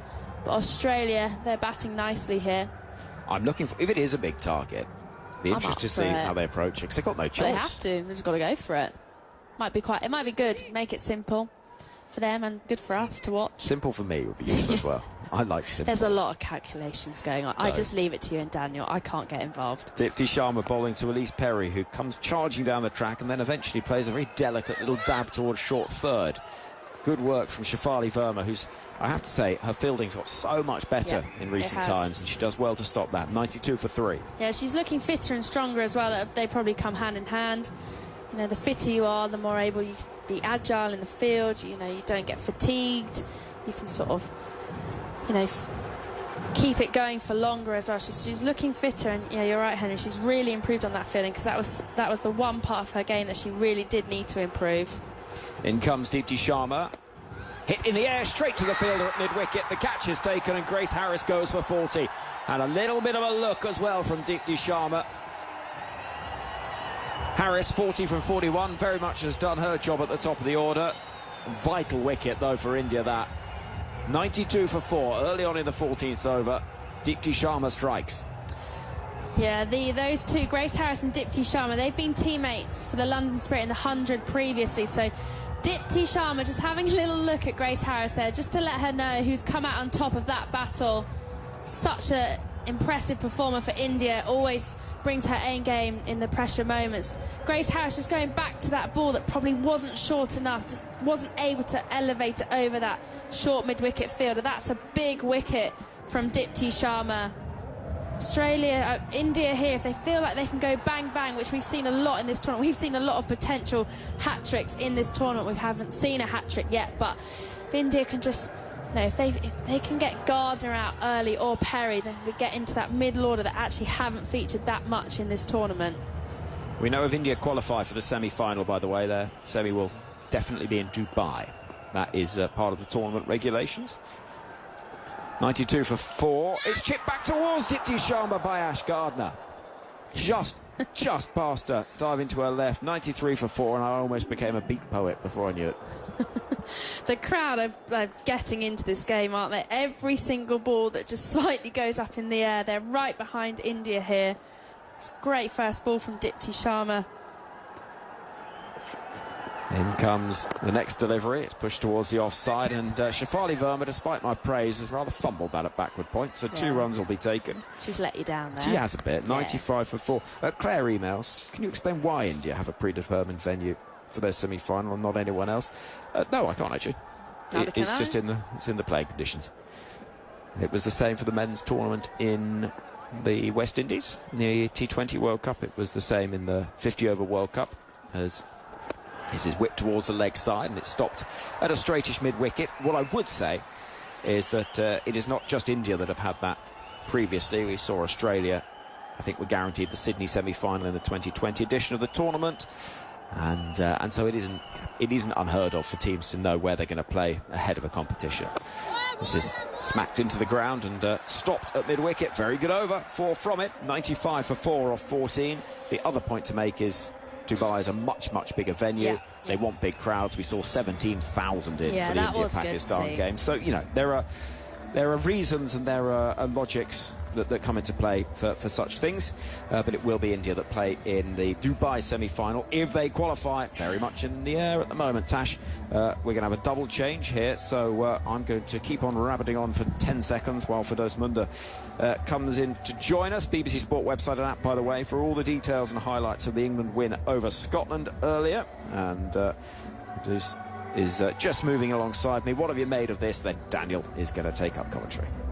Well, it's been a really energetic effort from Australia. Of course, they know that they need to win this match, not just to secure the semi-final spot, which they're well on track to do, but also perhaps to avoid facing India potentially in the final, because if India don't win, things will get very difficult for them. Some good fielding, lots of intensity, lots of energy. It really feels like the World Cup is alive. Doesn't it? Pujo Vostrika runs in, hits the pads, it goes out into the onside. They're running through for the single, and they will get there. So, McGrath's gone, Harris has gone, Gardner and Perry together. What minor riches are there left? Just Phoebe Litchfield, Annabelle Sutherland and Sophie Molyneux left with 6 overs to bat. But India, my word, they've been up for it today. They've looked like a team transformed. The energy in the field, the excitement, they're feeding off this crowd.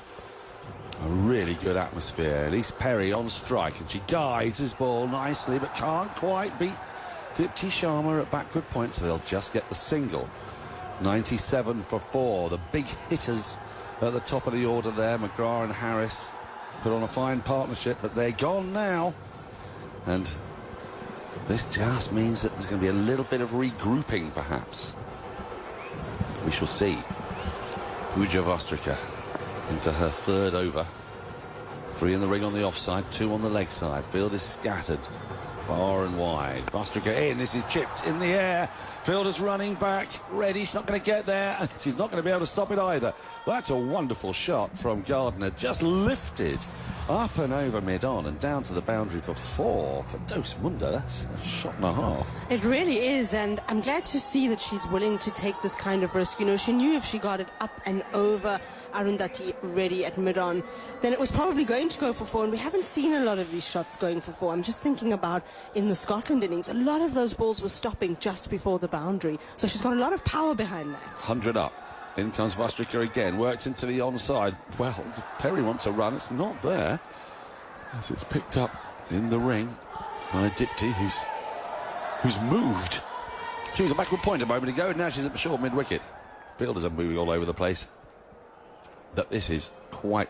We've been waiting for a game to really get the juices going, and this is one. India have been superb tonight in the teeth of Australia's aggression, their customary aggression with the bat. They've gone toe-to-toe with them, but they've got some work yet to do, because after this there are 5 overs. You can still imagine Australia getting to 140, 150 even, which will be tough on this surface against Australia's bowlers to hunt that down. Here comes Vostrika. An edge through to the keeper, is that? I heard a noise, but I wonder if that was bat on ground. Now, they do have 1 referral left. They've thrown 1 away earlier. There's definitely a noise out there, and they're going to have a look. It sounded like an edge. It did, but my issue is it's very full. So I don't know whether it's an under edge onto the ground or... behind, on-field decision, not out. Well, no, hang on. There's a player review for caught behind. The on-field decision is not out. I've checked the feet. It's a fair delivery. I'm looking at front on, split screen. Just roll that through, take it back and roll it through for me, please. It looks like the bat's quite away from the ball, I would say. All the way through. Bat on ground. It appears to have a gap between the bat and the ball, but could I confirm, please, with Ultra Edge? I think Jackie Williams is doing exactly the right thing here. It does look like a bit of a gap. All the way through. Yeah, and I think you're right. Bat on ground is what I think we're going to find. Just take it back, see, and the crowd are going to get very excited. Harmanpreet Kaur's going to get excited, but I'm afraid... Take it back in front of the ball. All right, yes, I'm seeing a clear gap when the ball is next to the bat, all the way through as it passes. Continue. And then the bat hits the ground. Yes, satisfied there's no bat involved. Going back on screen to Sue. Sue, stay with your not out decision. You're on screen, make the signal. Good decision from Sue Redfern, and it's a sort of spike, which is always a bat on ground spike. When you get a ball on bat spike, it's a slightly smaller one. This is a huge chunky one, like a barcode, and that is not out. And India seem to know it. They don't look too disappointed with that at all. Nope, we will be able to move on. There are no reviews remaining for India. Don't know how important that will be at the moment. We shall find out. There are 31 balls left in this innings. Australia 101 for 4. They will be looking here to get up as close to 150 as they can. Short, hit high in the air. Fielder underneath it, should take the catch, and does. Radhi Yadav again. Gardner with the shot. It was banged in. Great bowling from Vostrika. She's banged that in. Gardner's looked to go up and over the infield. She's not got the distance on it. It stayed in the air for a long, long time. Radha Yadav waited for it. She got into position early. That was the key to taking this catch. She got back. She assessed the situation really well, and she took it high above her head. She's a very, very fine fielder, and that was never going to trouble her. 5th wicket goes down. India are making a magnificent fist of this. 101 for 5, Australia, as Phoebe Litchfield walks out to bat. And Dan, the field was really set up for this, because you would have noticed there were 3 fielders quite close in at cover, and then there was a deep point, so there was a really big gap out towards between point and third, and I think that's exactly what they were trying to do, was just tempt the batter into trying to see if she could hit the ball into that gap, and in the end she skied it to one of the 3 fielders who were in that close cover region, and it's Radha Yadav, who has been magnificent as a substitute fielder in the 11, a last-minute switch after Asha Savana was injured in the warm-ups post the toss. And really, she's a safe pair of hands. She's the one fielder, when that ball goes up in these lights, I think, oh no, she's got it. Oh, my word, yes. She took an incredible catch in Dubai the other day. Such a catch. If you look at Jamima Rodriguez's face, she saw it taken. Shriyanka Patel comes into the attack. Her first 2 overs, just a couple of runs. This ball turns into the pads of Perry. She gets nothing on it. It plops down in front of her. It's picked up by Risha Ghosh. There is no run. Phoebe Litchfield, the left-hander, is at the non-striker's end. She hails, as we found out, from Orange. We were informed by our sometime colleague Mel Farrell, who hails from the same place, as this is clipped, well, driven really down the ground. She'll run the first one quickly, Perry. Litchfield won't get back for a second, so she'll have strike in New South Wales. I've not been there myself, have you? No, I haven't. I've been to Australia a few times, but the diversion to Orange has yet to take place. Can't imagine why. You never know. A big amateur dramatic scene there, I believe. Wow. Yeah. I can believe that. Yes. Right. I'm starting to wonder if 130 is a score that India will feel comfortable chasing. Well, I think they'll fancy their chances, and that's what they want. They just want a chance in this game, and they've given themselves a chance. With the way they've bowled, the way they've fielded. They've been right on it today. Marshalled well by their captain, and Shriyanka with this funny circular motion as she starts. Her run-up is then worked through mid-wicket by Litchfield. She's off the mark. Perry is incredibly quick. When you run with Perry, you've got to be careful, because she can run 2s where other people can run sort of 1 1/5. And that's what you need on this massive outfield. We've spoken about the boundaries being scarce, and that means that players have to look for more 2s. Well, Perry's the one. She's going to do that. But Litchfield will need to be alert to it. As Patel comes in once again. Perry comes down the wicket and clips this away. Not precisely where she initially intended. She might get 2 for this. It goes out to deep back with square leg. She's rapid across the ground. The throw comes in. The non-striker's end. A couple more for Perry. Takes her to 11. 4 runs have come from the first 4 balls of the over. And just the atmosphere here, it is rocking. You can almost feel it rumbling under your feet. Sold out? Sold out. I tell you, out the front, there's suddenly an awful lot more police. And we've got 2 gates here, an entrance and an exit. The entrance is always open. Well, they've closed the entrance. That's a sign. Round the wicket comes Shriyanka. This is pulled away, down to deep back with square leg for 4. Fine shot from Perry, a drag down, different angle from Shriyanka Patel. And she got that gap between long leg and deep square leg and found it perfectly. Got it between the 2, 109 for 5. Yeah, so they've now closed the entrance. That doesn't mean to say that you can't get in, as long as you've got all the right permissions. But suddenly, and there's a lot of people outside milling about. I think disappointed they can't get in at the moment. It's absolutely chock-a-block here. It's brilliant. Shriyanka's in again. This has gone high in the air. Out towards deep backward square. I think that may have gone all the way. It has. And that is a big hit from Elise Perry. You don't necessarily think of her as a big hitter. A hitter, certainly aerial hitter, in the same way as you might a Grace Harris or a Talia McGrath. But that one, she just flicked it away. The timing was perfect. Expensive over from Shriyanka Patil. Her first 2 went for 7. That one's gone for 14.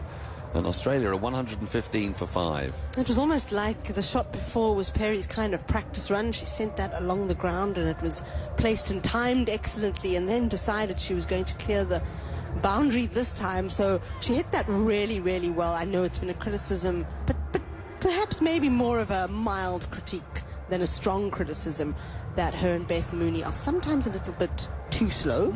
So 21 of 14 now, and she's putting paid to that. Yeah, well, she was held back for a while, wasn't she? Held back during the power play. Georgia Wareham came and went. She was given out LBW. And Talia McGrath came up the order. Had that fine partnership with Grace Harris. Now, what are the bowling options left? Renuka's out. Shranka Patil's got one left. Fustrika's got one left. Reddy has one left. Dipti has two left. 1 for 9, and she's back in the attack now. Bowls to the left-handed Litchfield, who goes over long on. 1 bounce 4. That's a fine shot. Mid-on's up inside the circle. She spotted that opportunity. You think of Litchfield as a cultured player along the carpet, hitting beautiful drives to the offside. Well, she can also muscle it. Really good horizontal bat shot. She got down low, got the elevation, a lot of elevation, and it's actually only bounced 4 or 5 yards inside the boundary. And boundaries coming thick and fast. India need to stop this. 119 for 5. Dipti in again. She goes on the reverse. Struck on the pad. Big appeal given.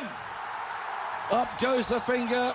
And she's walking off, I think. Well, Elise Perry saying, hold your horses. We can refer. We've got 2, and she's going to. Now, the question is here. She's played the reverse. So, if that pitched outside leg stump before, it's not leg stump anymore. It's outside off stump, isn't it? Exactly. That's exactly right. I'm pleased that she was reminded that they had the review. For LBW. And the thing is, I think out on field. And check the feet. It's a fair delivery. I think that means it's plumb. Front on split screen, all the way through. Keep going, all the way through, all the way through.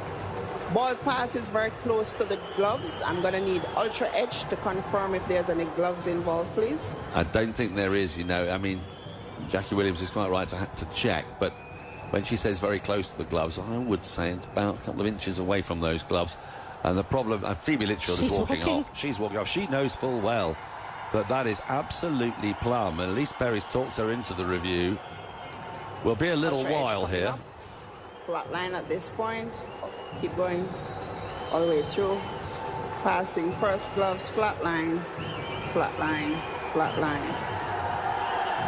Just take it back and play it for me one more time, Oh, please. no, Jackie. I think we know this is not out. There's no glove here, I think. And she's walking even further away. I'm seeing a clear gap between the ball and the gloves. Satisfied, no gloves involved. Move to ball tracking when ready, please. Yeah, and this is hit on the knee roll in front of middle stump. Ball tracking coming up. Now, would have been outside leg stump. Outside leg. Oh. Going back on field to No.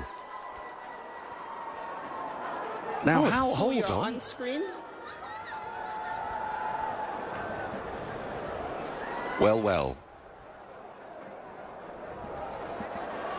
Now, wait a minute. I think Jackie Williams might, perhaps, someone might be talking to her here, because Smriti Mandana has had a word with Sue Redfern and said, hang on a minute, if you play the reverse, there is no leg stump. You've lost your leg stump, I think. Now, she didn't reverse the hands, but nonetheless, if you play the reverse sweep, that's the, I believe that's right, isn't it? Unless I was pretty certain. I'm sure we've had this a few times now. So I think maybe Jackie Williams is just, it won't necessarily be her fault. It'll be what ball tracking has done. It's sort of automatically decided that's leg stump, and now she's going to have to think again and take it through, being mindful of the fact that there is no leg stump. And of course, that's important, because if a pitch is outside leg stump, you can't be out. But once you play the reverse, you don't have a leg stump. That's correct. It is, as you say. We can definitely see her changing the stance. Outside leg. Sue, I'm going to ask you to change your out decision to not out. I'll tell you when you're on screen. You're on screen now, make the signal. Well, okay, that's been given not out. It's been decided that that is outside leg. It may be my error. I apologise if so. But I thought that once you played the reverse, you lost your leg stump. Offside of the wicket. The offside of the striker's wicket shall be determined by the striker's batting position at the moment the ball comes into play for that delivery. So maybe at that point she was a left-hander. So that might be it. So that might be what saved her, as Dipty is in. This is clipped into the onside, up towards deep mid-wicket, and they're going to get through for a single. I think that might be it, you know. There might be the difference between reversed hands, if you like, and how she was standing as the ball was delivered. So Jackie Williams might have got that spot on. Everything here is about when the ball was delivered, but it's deemed to be pitching outside leg. And once, of course, it's pitched outside leg, it's not out. It's a very relieved Phoebe Litchfield. She thought, like me, that she was a goner there. she did, India did, and we did see some discussion there. Smith Mandana was the player talking to umpire Sue Redfern, and we also saw when the stance changed of Phoebe Litchfield. Well, that's the decision. Litchfield survives. His next ball's pulled out over deep mid-wicket. One bounce, two bounces. Will it make it to the boundary? It does. Just disappointment. Pooja Vostrika running round to her right from long on. Deep mid-wicket, Radha Yadav. They nearly came together, but perfectly placed by Elise Perry. Picks up another 4. 124 for 5. Perry to 25. And my word, India really did need that wicket because Litchfield was just starting to look good. She's still out there, and Perry's going really well. We've still got well over 3 overs still to bowl. 3.2 over 20 balls left. Dipty in again to Perry, who clips this away firmly out to deep mid-wicket, but Radha Yadav will stop it. Brilliant fielding. She gets the ball away quickly, throws into the bowler's end. Dipty throws at the striker's end, hits the stump, so it's a proper double play effort there, a la baseball, but both batters are home. 126 for 5, 11 from the over with still a ball to go. Yes, not just that she's been catching really well, Radha Yadav. That was as smooth a pick-up and throw as you get. Just in one motion, ran across and managed to not just save 4, but also get the ball right back to where it needed to be. I'm so impressed with her. Oh, spectacular fielder. As Dipty now doesn't release the ball when she comes into bowl. Litchfield just kept a little eye on it, kept her bat pretty much honest, I think, behind the stumps there. Dipty didn't remove the bails. In she comes again. Slower ball. It's worked up to a pretty straight mid-wicket this time. Radha Yadav has moved a little bit to her left out on the boundary. 127 for 5. Dipty's third over goes for 12. 1 for 21 she has from 3. Litchfield 6 from 4. Perry 28 from 17. Australia 127 for 5. Right, so the offside of the striker's wicket shall be determined by the striker's batting position at the moment the ball comes into play for that delivery. So it's decided on when the ball leaves the bowler's hand, it seems. So when the ball left the bowler's hand, Phoebe Litchfield... switched stance? I don't think so. Maybe she'd not. So she'd done that late enough, and that would have been what Jackie Williams was having to check, why it took so much longer, and why we've ended up with the decision of not out. Well, we've had quite a few things happen in this match so far. Well, the whole tournament, let's face it. That's true. And so apologies, dear listener, if you heard a confused commentator. There's been a bit of that knocking about. Radha Yadav this time does the Dipty trick and doesn't release the ball. She's got to be careful. If they keep on doing this, they're going to be in trouble with the old time here. Yeah, I haven't seen that clock for a little bit. Radha Yadav in, and that's cut through backward point, but can't beat the fielder, a diving Dipty Sharma. Perry frustrated. A dot ball, 127 for 5. And we saw that Radha Yadav didn't release the ball, but Phoebe Litchfield had not left the crease. She's very careful here, unlike the Charlie Dean episode at Lord's. In fairness to Dipty Sharma, Charlie Dean did leave her crease a lot, and there Litchfield has not. She's sliding the bat as she walks. As this is short and cut again. Gully now then, shy at the stumps, misses. There might be an overthrow on here. Perry wants one, but now Litchfield's a little bit late to realise. Then when she does, Perry turns her back on her, so they're just stuck with a 1 run. We've got an interesting field here when Perry was bowling. They made a slight adjustment and put in a gully. And Harmanpreet's put herself there, and the ball was hit in exactly that direction. So, yes, some very good placement from her. She's made some interesting fielding decisions. Those 3 covers that we saw earlier, got the wicket. Change of field for the left-hander, of course. 4 in the ring on the offside. There's a long on, long off, deep mid-wicket, deep backward square. Short, flipped away down to that deep backward square leg by Litchfield, the left-hander. She goes to 7 from 5. 129 for 5. 15 balls remain. Radha Yadav just taking the pace off as much as she can. She's quite a tall spinner, but she's managing just to take the pace off. She's releasing the ball at the last minute. Let's see what she does here. She's in again, and that's chopped into the offside. They're going through for a single. Shot goes to the non-strike, to the keeper's end, I beg your pardon, and Litchfield is home. Really good running. 130 for 5, but it's been a good over for Radha Yadav. Just 3 singles from it. We wondered if India would be slightly disbenefited from losing Asha Sabana at the start of the game. But Radha Yadav's been splendid in the field. She's done well with the ball here. She's asking questions as Litchfield waits and then sweeps out towards deep square leg. It'll only be another single. This has been a really good over for India. They're pulling this back. They need to as well, because target of 150 is still on for Australia, and that feels a big one here in Sharjah. But India is the sort of team that can do it. Now here's this gully again. We've got this weird gully, and it's Harmanpreet who's standing there. As Radha Yadav bowls, tosses it up. It's worked down towards wide long on. Will they come back for a second? Litchfield thinks about it. No. Perry says, I'll keep the strike, thank you very much. 5 singles from the over. 18 gone. 132 for 5. Litchfield 8. Perry 31. 2 overs remain. I mean, we haven't seen big scores here in Sharjah, but we did see today England absolutely marmalise Scotland. I think we talked to people who played on the pitch in the outfield. Pitch feels like it's been improving throughout this tournament. Certainly. The outfield's been improving as well for those. Yeah, certainly, and I think that was one of the reasons that Australia said they wanted to bat first, was that they thought that this was probably the best pitch that we've seen through the tournament. Probably also worth noting that conditions have changed and it is a bit cooler. We were wondering about the time, and India 10 minutes behind, and so is that... Yeah, that's a penalty for 2 overs now. Fielding penalty for 2 overs, yes. Overs. So Sue Redfern's made the power play side, and we've established through the course of this that when you get the third, well, I suppose the second power play side, well, you get 3, don't you? Because you get 1 at the beginning, then you get 1 after 6 overs. And if you get the third one, as a Mexican wave breaks out in front of us, then that means you've got to have a fielder inside the circle. And the first ball has been hit out towards deep mid-wicket on the bounce. Throw comes in. Perry will just get the single. So, with only 3 fielders allowed out for the left-handed Litchfield, where are they going to go? There's going to be 1 on the cover boundary, 1 at deep backward square, and 1 at a relatively straight mid-wicket. There are going to be at least 4 fielders in the ring on the offside. No, change of field. So the cover comes in. 5 in the ring on the offside. A very fine, short, fine leg. Deep square, deep mid-wicket, and a wide long on. Those are the only 3 permitted out. Litchfield on strike. It's a big boundary to the leg side. This is hit in the air and should be taken as dropped. A difficult catch, perhaps diving forward for Harmanpreet Kaur. She didn't get hold of that. Litchfield, she looked to flat bat it. Got no real power or timing on it.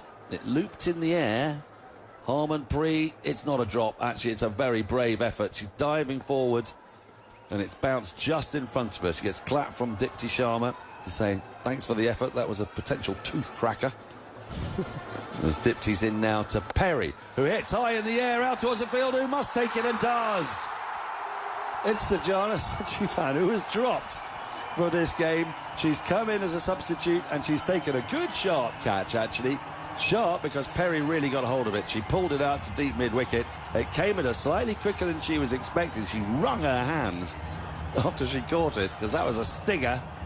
She did well to cling on. She went, ow! But she's got it. And Perry goes. 6-wicket falls. 134 for 6. Perry's gone for 32. A good knock, though, injecting good life into this Australian innings. And it means, well, this batting line is going to be severely tested as Annabelle Sutherland walks to the crease. Yes, so Sajjana Sajiva, she's actually on for Anuka Singh, who went off after bowling her 4 overs and seemed to be limping a little bit. And the Indian substitute fielders have been exceptional through this tournament. It was Radha Yadav the game before. It looks like her 2 middle fingers on her left hand are heavily strapped up there as well. No wonder it hurts. Yes, no wonder that was his thing. He was really heavily strapped. Poor thing. We're getting deep into a competition. Injuries left, right and centre. Sutherland faces her first ball and pulls this through backward square leg. It's running down to the boundary. Fielder runs round. It's gonna just make it onto the sponge. Sajivan couldn't get round. She's had a lot to do since she's come on. She looks in some pain there, actually, just wringing out the hand again. Right. It's just a good bit of batting that from Annabelle Sutherland, because she's just moved across her crease first ball, looking at this field, knowing that Harmanpreet can only have 3 fielders out, and you can pretty much cover the leg side for the right-hander for the most part, from a sort of squarish mid-wicket, a wide mid-wicket and a straight long on, but that then opens up backward square leg. There are 2 fielders in the ring there as Sutherland drives back down the ground, but straight at Dipty, who does well. Sprawling stop, dot ball. 138 for 6. There are 7 balls remaining. Sutherland has come out with murderous intent here. And Dipty is going to come round the wicket to her. Where's she going to go? Where's she going to look for the boundary? Clipped away into the onside. She won't get a boundary there. It'll just go out towards deep mid-wicket. And India won't mind that too much, because it means Sutherland will be hitting to the long leg side boundary. And at the end of the 19th over, Australia 139 for 6. It's starting to get into the realms of real awkwardness for India here. If they can keep it under 150, though, you sort of feel they're going to back themselves. The likes of Shafali Verma, Smriti Mandana, Harmanpreet, Jamima. They've got some big hitters down the order. Oh, they'll definitely believe they're in with a chance here for those. For sure. I think anything under 150 they'll be pretty happy with. They'll still have to chase it quickly if they're to keep their semi-final hopes alive, and we will, I'm sure, find out quite soon how quickly they'll need to chase it. It's interesting to me to see how involved Smriti Mandana is in this final decision-making process here. It's Sri Lanka Patel to bowl the last over. She's been excellent. Well, she's the one doing all the talking here. Harmanpreet's at short, fine. They really want to finish well here, India. Anything under sort of 10 and over, just the psychology of it apart from anything else. But what you do know is that when they go out to bat, the first 4 they hit, this place is going to erupt. Oh, the first run, never mind. Well, indeed, the first run, yes. Yes, the first wicket sent the place into absolute conniptions. Dead Deep silence, square, deep mid-wicket, long on. Those are the 3 boundary riders. 4 in the ring on the offside. Patel is in. This is thrashed back past her. Good diving stop at mid-off. Stops the boundary. 1 more to the total. It brings Litchfield onto strike, and now the field will have to change again. They're going to have to try to protect that shorter leg side boundary. I wonder what variations Patel's going to use here. Is she going to try and spin the ball away from the right-handed Litchfield to the wider boundary? The danger with that is, of course, that it's not protected. If she just gets almost anything on it, gets it up and over that offside. There's a long chat between Smriti Mandana and the bowler, and now Harmanpreet remembers that, you know, she's the actual captain. She might want to get involved. Make the chat even longer. Oh yeah, we'll be here a while. It's part of the fun. It's the last double header for Dose. We don't mind. We'll be here till midnight if need be. It's a long drive back to Dubai. Yes. But we'll miss the traffic. Exactly. Well, yes, that's the positive. Long off, deep mid-wicket, deep backward square. Litchfield goes for the reverse. And I don't want to go through that again. They come through for a leg by as it rebounds into the whichever side you want to call it by this stage, previously the leg side. No, and I think we've established now that because she changed her stance after the ball was released, that is why she was deemed not out. It was still deemed to have pitched outside leg, and I think the same thing would have happened in this instance. Yeah, well, even if that counted as the off stump suddenly, I think it hit her outside the line while playing a shot. So, and there are no referrals anyway. Mercy. 141 for 6. 4 balls left. Sutherland on strike. Comes down the wicket, drives over extra cover for 4. Great shot, great use of the feet. The field's up on the offside. 5 fielders in the ring. That's the place to go. With everybody out on the leg side. Great use of the feet. She stayed to the onside and just accessed that boundary. 145 for 6. That 150 looming large here. Really want to finish well. 3 balls left in the over. 15 fours, 1-6 in the innings. Bowler came down the wicket, swung at it, missed. A wicket for Sri Lanka, and look at the crowd. Well, you can't see because it's the radio, but I think, let me tell you, the crowd's on its feet. It's going absolutely ballistic down in front of us. I don't know how much it'll matter. It might matter. It might matter a lot at the end of the day. We shall find out. That she charged down the wicket, and you miss, I hit. And I think also some real joy for Shriyanka Patel, who's bowled excellently today and was taking a little bit of punishment there. She's 26 runs from 3.4 overs, and I think she really deserved that wicket. Well, do you know what, Firdose? The other day, Australia played. You'll have to remind me who it was they were playing. Was it the Pakistan game? No, not the one in Dubai. Might have been against New Zealand. New Zealand, yeah. They hit 13 fours and 1 6. Here they've hit 14 fours and 1 6 with 2 balls remaining. So, you know, on a better pitch with a faster outfield, India have got to believe. Because that felt like an imposing total the other day. This not so much.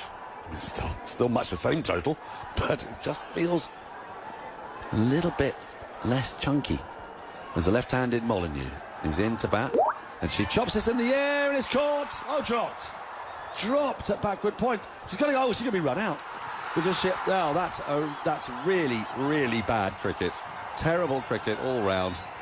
I'm sorry about this to say it's bad cricket, but it really is, because Molyneux's carved at the ball, and you've got to run at this stage when there are 2 balls left. You just run and you wait and see where you get. Now, the fielder looked like they'd caught it diving forward at backward point. It was in her hands, but once her hands hit the ground, the ball came out. At which point, Molyneux just walked off, I think, and so the ball was then thrown calmly to the bowler. Shriyanka Patel just nicked the bails off, and instead of getting the run, there is no run. Megan Shute will have to bat. Just a catalogue of errors there. Sophie Molyneux, hang on, it says Sophie Molyneux got 1 run. So did she make it to the far end? I think she completed the first run and then was turning. Right, so well, in that case, it's not such bad cricket, because she's made it to the far end. Well, and a quick info's got naught there. I think it's just changed to naught on our screens as well. Has it? It says wicket 1 on this screen. I don't know how important this is going to be. The scoreboard in the ground is 145 for 7. The scoreboard on our screen says 146 for 8. 145 for 8 according to Quick Info. Other apps are available, of course. OK, well, we'll tidy that up at some point, hopefully. Last ball of the innings. Phoebe Litchfield whacks this out over the deep backward square leg boundary for 6, and come on, May, Australia have got to their 150. Don't they always do it to you? It doesn't matter. You think you've restricted them, you think you've got them to where you want them, and then the last ball of the innings, they can break your heart. Well, they've either made 151 or 152. Time will tell. And the reason we're not quite sure is we haven't seen a replay to see if Sophie Molyneux got into her ground before she dawdled and was run out.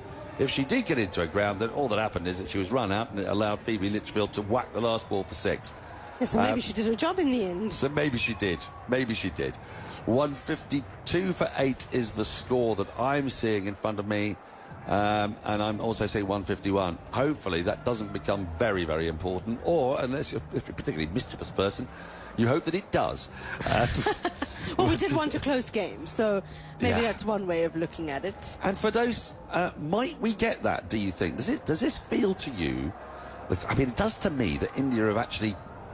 They've done pretty well here on what is a pretty good pitch, but at the same time, it's a daunting target, especially when you realise that India basically have to chase it or they're almost certainly out. Yeah, I don't think we're going to get a close game. I think India will have to go for it, and they'll have to try and chase these runs very quickly, probably around the 14-15 over mark would be my guess, maybe even 12, 13 overs. We'll have to wait for some people with the net run rate calculations. Because India's net run rate is better than New Zealand's at the moment. I see the stats guy typing away, so I'm hoping he's going to be really quick and let me know. No, I think that part is okay. It's just that if they don't get it, if they don't do it well, then New Zealand will be able to beat Pakistan. They'll have to beat Pakistan by better than India beat Australia if Australia do that. But of course, their chances of doing that are slightly higher because A, it's in Dubai, and B, it's Pakistan. Yeah. I hope we get a close game. 151 for 8. I'm seeing on my screen. That I think is it. Radha Yadav alongside me, 1 for 14 today. A late We're going to take this flash interview. It's Radha Yadav. Playing tonight. I think I got to know last minute, but I was actually ready. You know, my job is to be ready every time I'm here. So yeah, I was ready. When that catch came to you, how did you feel? Honestly, I was like pretty zoned out, but after the catch, I was like, okay, I'm in now. Pretty good way to get in. Talk to us about the conditions, your first time playing at Sharjah. How did you find it? I think the slower ones are spinning a bit, and if you bowl into the pitch, it's very difficult for the batter. But other than that, it's coming nicely. It was an exciting innings. The crowd loved it. What was it like out in the middle? Yeah, I loved it. Thank you so much for coming in so much numbers. I really enjoyed it. Yeah, they were a sensational crowd. When you look at that total 152 on the board, how do you feel about chasing that down? I think we'll have to work hard and, you know, just go ball by ball and, yeah, we'll chase it down. Well, congratulations on the first innings. Good luck for the next. Thank you. Thoughts there of Radha Yadav chatting to Laura McGoldrick on the boundary edge. Yeah, they are going to have to play well. No question about that. It's fascinatingly poised, this game, isn't it? Because we know the significance for India. They've got to win it to keep the pressure on New Zealand. If they lose against Australia, then all New Zealand have to do is beat Pakistan tomorrow in any which way, and that will see them qualifying for the semi-finals. So that is what is on the line. If India win, well, New Zealand can still qualify. They will know exactly what they've got to do against Pakistan, but it would at least keep the pressure on them. So that is why this all matters quite so much as it does. So we're keeping you right across everything as we move through the day, because it is the sort of day where we're trying to do all sorts of calculations and complicated ones at that as well.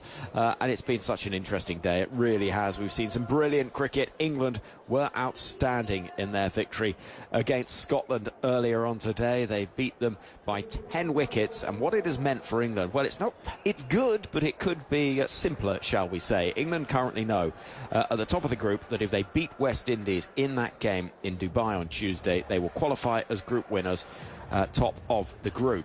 However, if they lose that game, they are all but certain, barring some very unlikely net run rate scenarios, to be eliminated. South Africa actually are the team that will be happiest probably at the end of the day, because they are in a position now where it is pretty much guaranteed that they will qualify again, barring those peculiarities with net run rate. So that is the state of play.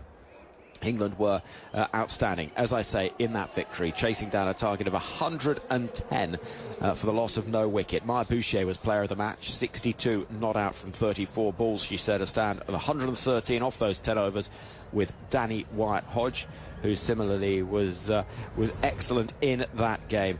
And after play, Danny Wyatt-Hodge spoke to Daniel Norcross. I got Danny Wyatt with me. You look, I have to say, a little bit less knackered than you did the last time I spoke to you on this ground. Oh, I feel even more, actually. Yeah, every game I keep saying that was really hard, that was. But yeah, what an incredible effort by Maya Boucher. Really, really happy for her. And yeah, it was very hard work out there, but we wanted to finish off as quick as we could, and we did that today. Did you know about the run rate situation? Because I've just checked, and according to my app, you've got the best run rate now, just largely because you let that ball go for 4. If you'd actually run the one run, you wouldn't have, because it went for 4. They had those runs too, so you're top of the pile on run rate now. Brilliant, that's great news. Yeah, I mean, yeah, me and Boosh went out there. We wanted to really make the most of the power play, and then we got a message saying try and finish it as quick as we can, basically. So I mean, we just kept going like we started anyway, and yeah, we finished it in just under 10 overs. So yeah, buzzing with that, and yeah, big game against West Indies. So yeah, we'll rest now and then try and do the same again against them. Obviously, people are going to focus on the batting today because it is a spectacular partnership. But just a word on the bowlers. You had a little bit of a jiggle. Danny Gibson had an over. Lauren Bell came into the side. It was a little bit of a different makeup. What was the thinking? I'm not really sure, ask Heather Knight. But yeah, it was really nice to see Gibbo have a go. She took a wicket as well, so really happy for her. She's been bowling really well over the summer in the 100 as well, so it was nice that she got a bowl. And we know what she can do with the bat in the middle as well. And yeah, it was really nice to see Lauren have a go there. Thought she bowled really well today. I think seems quite hard to hit on this as well, like if it's just back of the length, it's so hard to get away. So yeah, I feel like everyone's in really good form, and yeah, everyone's staying present in the moment, not thinking too far ahead. Yeah, it's a good vibe around the group at the minute. Just lastly, you've played 3 matches here now in Sharjah, and the runs are coming thicker and faster. Is that because you just adapted the conditions, or do you think the conditions are getting a bit better to bat? I think they've cut the grass a bit today, actually. I thought my cuts were going through. They haven't been going through the last 2 games. So I think the pitch is a little bit nicer, a bit more skiddier. So yeah, it felt really nice to bat on, actually. Well, all system goes. Dubai next. All the very best of luck. Fantastic performance today. Thanks, Dan. Cheers. Danny White-Hodge chatting to Daniel Norcross after that victory for England earlier on today, and she played brilliantly, and what a part she played in it as well. It was an outstanding performance, managing to hit 113 runs in that partnership alongside Maya Boucher. What about the England captain Heather Knight? Well, after play she spoke to Alison Mitchell. Heather, pretty much went to plan today, did it? Yeah, really pleased. I think the pitch has got a lot better, even though it's the 3rd game on it, and the outfield's had a bit of a trim. So actually, I thought we let them get a bit too many, but actually we didn't. I think we bowled brilliantly in the conditions, and yeah, just pure class from those 2. Yeah, very grateful. A few of us have got tickets to Kasabian tonight, so we're pretty grateful that they finished early so we can make it on time. Well, that's credit to Danny White-Hodge and Maya Boucher for the way they went about that run chase. White-Hodge, you knew, has been in sparkling form, but Boucher as well has really stepped up, hasn't she? Yeah, she has. I think she was disappointed with the other day where she didn't bat the way she wanted to, and to see her go out and have the resilience to go and do it how she wanted to, hit her first 3 balls for 4 and go away. And then obviously we knew with the run rate we wanted to put ourselves in a really good position. So once we had a really good power play, then it was about, right, how quick can we get it? Can we jump above the other 2 teams and put ourselves in a strong position? And so was that 9.3 over mark sort of very much in the mind to try and beat West Indies? How were you playing it? We talked about, I think it was 10.5 to try and get above South Africa. And then it was just, yeah, get as fast as we can, and those 2 did amazingly to do it the way they did. They're actually knackered now. The amount of running I think they had to do is pretty tough in this heat, so yeah, credit to how they went about it and how they played. And there were a couple of changes in your side today, and we saw Lauren Bell come in. Were you pleased with the way that change came about, with the way she bowled? Yeah, really pleased. Her slow balls are really tricky on here, and I think the good thing, we've got so many options. That's the really pleasing thing. Obviously Lindsay hadn't done anything wrong. We just felt like we wanted to get Belly into the competition and see what she can do in these conditions, and yeah, she was outstanding. Slightly different role for her bowling in the middle, so yeah, it's just really nice to have so much depth and so many different options. So yeah, really pleased for Ballet the way she bowled, and I thought Sophie was outstanding again today as well. And of course, it is in your hands now. Net run rate may not come into it, but you know what you need to do. A win against West Indies will put you through. How will you approach that final group game? Yeah, just try and win. Exactly the same as we've approached the last 3 games, taking it 1 game at a time and try and win. We obviously put ourselves in a good place with the run rate just in case, but ultimately we want to keep winning. We want to keep that momentum. I think our performances have built throughout the last 3 games, so we want to go again, try and take some momentum if we can make it through to those semis. Well, England's task is a simple one. They've got to beat West Indies in their final group match. We'll have that for you on Tuesday from 2:45 in the afternoon. Tash Farrand is alongside me, England bowler, because our attention for the next hour and a half or so, however long it takes, is India and their test of getting 152 against Australia. Vital that they can do so. If they do not get these runs, it gives New Zealand such an advantage in qualification for the semi-finals. Daniel Norcross is going to take us through the first 5 overs of the run chase. Yeah, thanks, Henry. A really good score from Australia. India are going to need 152 to win this game. It's plain and simple for them. They've got to win this game to make sure that they can get through to the semis. And these 2 opening batters, they're coming off some form in the last game. Smriti Mandana, she got 50 off 38, and Shafali Verma, she got 40 as well at about a run a ball. So, but they're having to face Megan Schutt, who has been unbelievable in this tournament. 7 for 22, is it, in 10.2 overs? Absolutely ludicrous. Here she is, into Shafali Verma, who drives in the air. Fielder can't quite get to it. It just goes over mid-on. And they'll get back for a couple. Annabelle Sutherland there. That was very nearly holding out first ball. But what I like about this is that no one has come after Megan Schutt yet in this tournament. Albeit that Beth Mooney has stood up to the stumps first up, and Alyssa Healy didn't do that. Beth Mooney is substituting here for Alyssa Healy because she's out of the game with an injury. Megan Schutt goes, yeah, well, that's normal enough. 2 runs added. Next ball is driven crisply to mid-off. Goodness me. That's bounced off Talia McGrath, and there's no run. She crunched that. That's a lovely shot for none. Shafali Verma means business here. She does. As a change in the field straight away. Sutherland goes back to long on.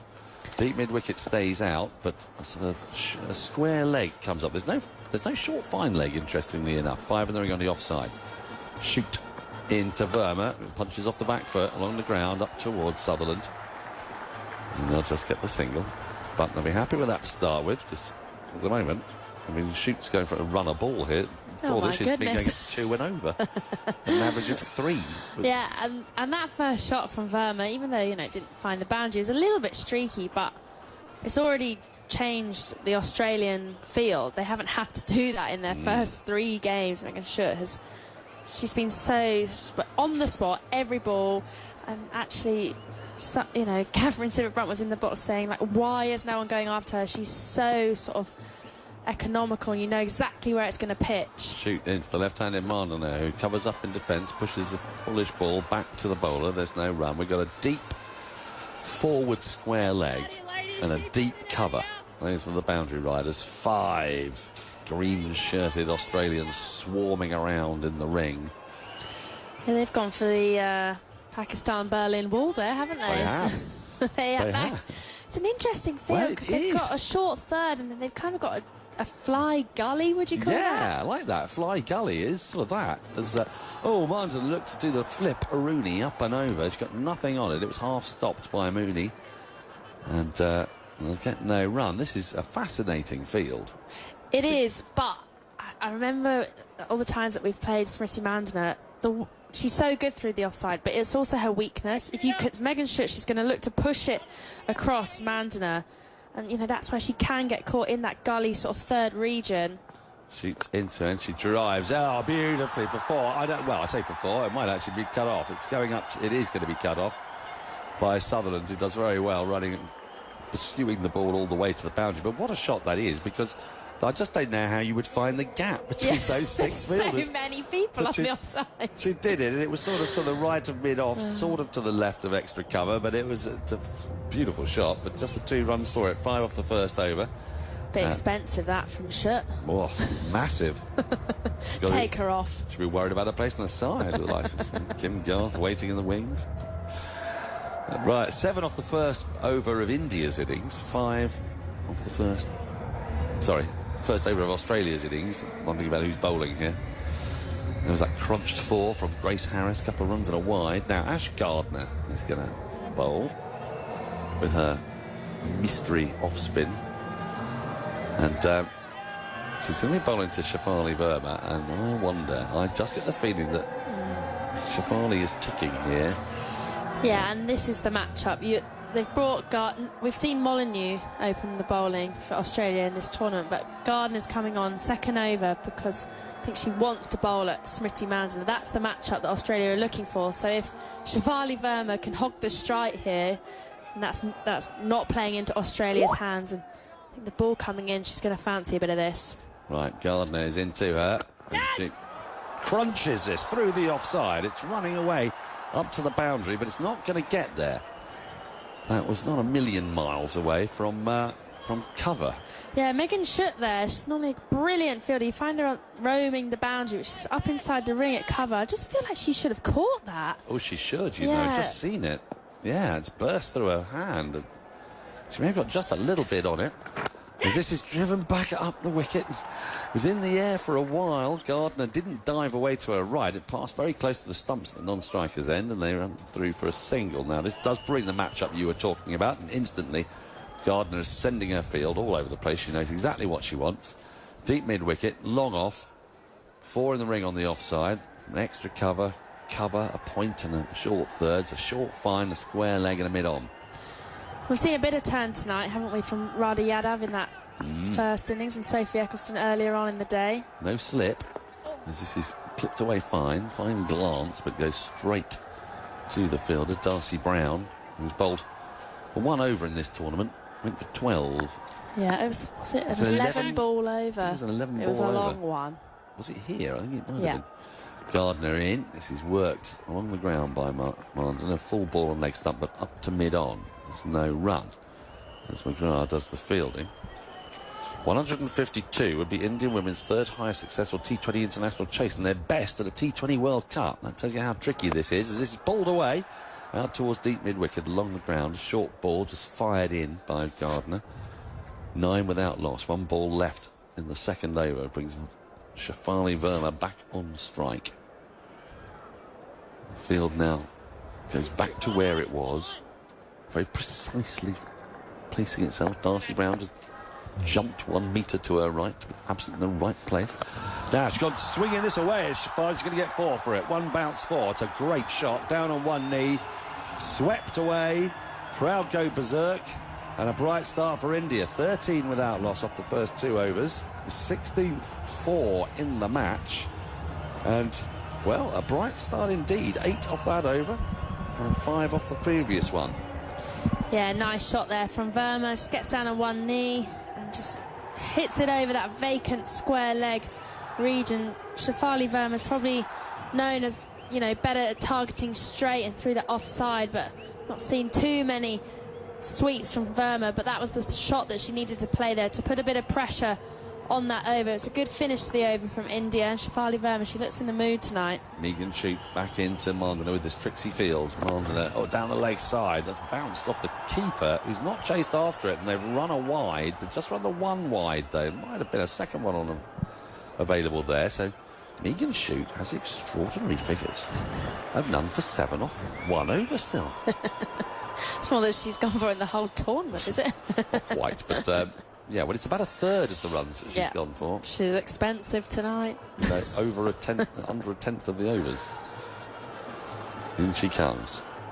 The right-handed Verma drives, but with no timing, along the ground, back to the bowler. That's a bit more like it. With the wicket-keeper standing up, it's going to challenge Shafali Verma. Is she going to dare to come at the bowler?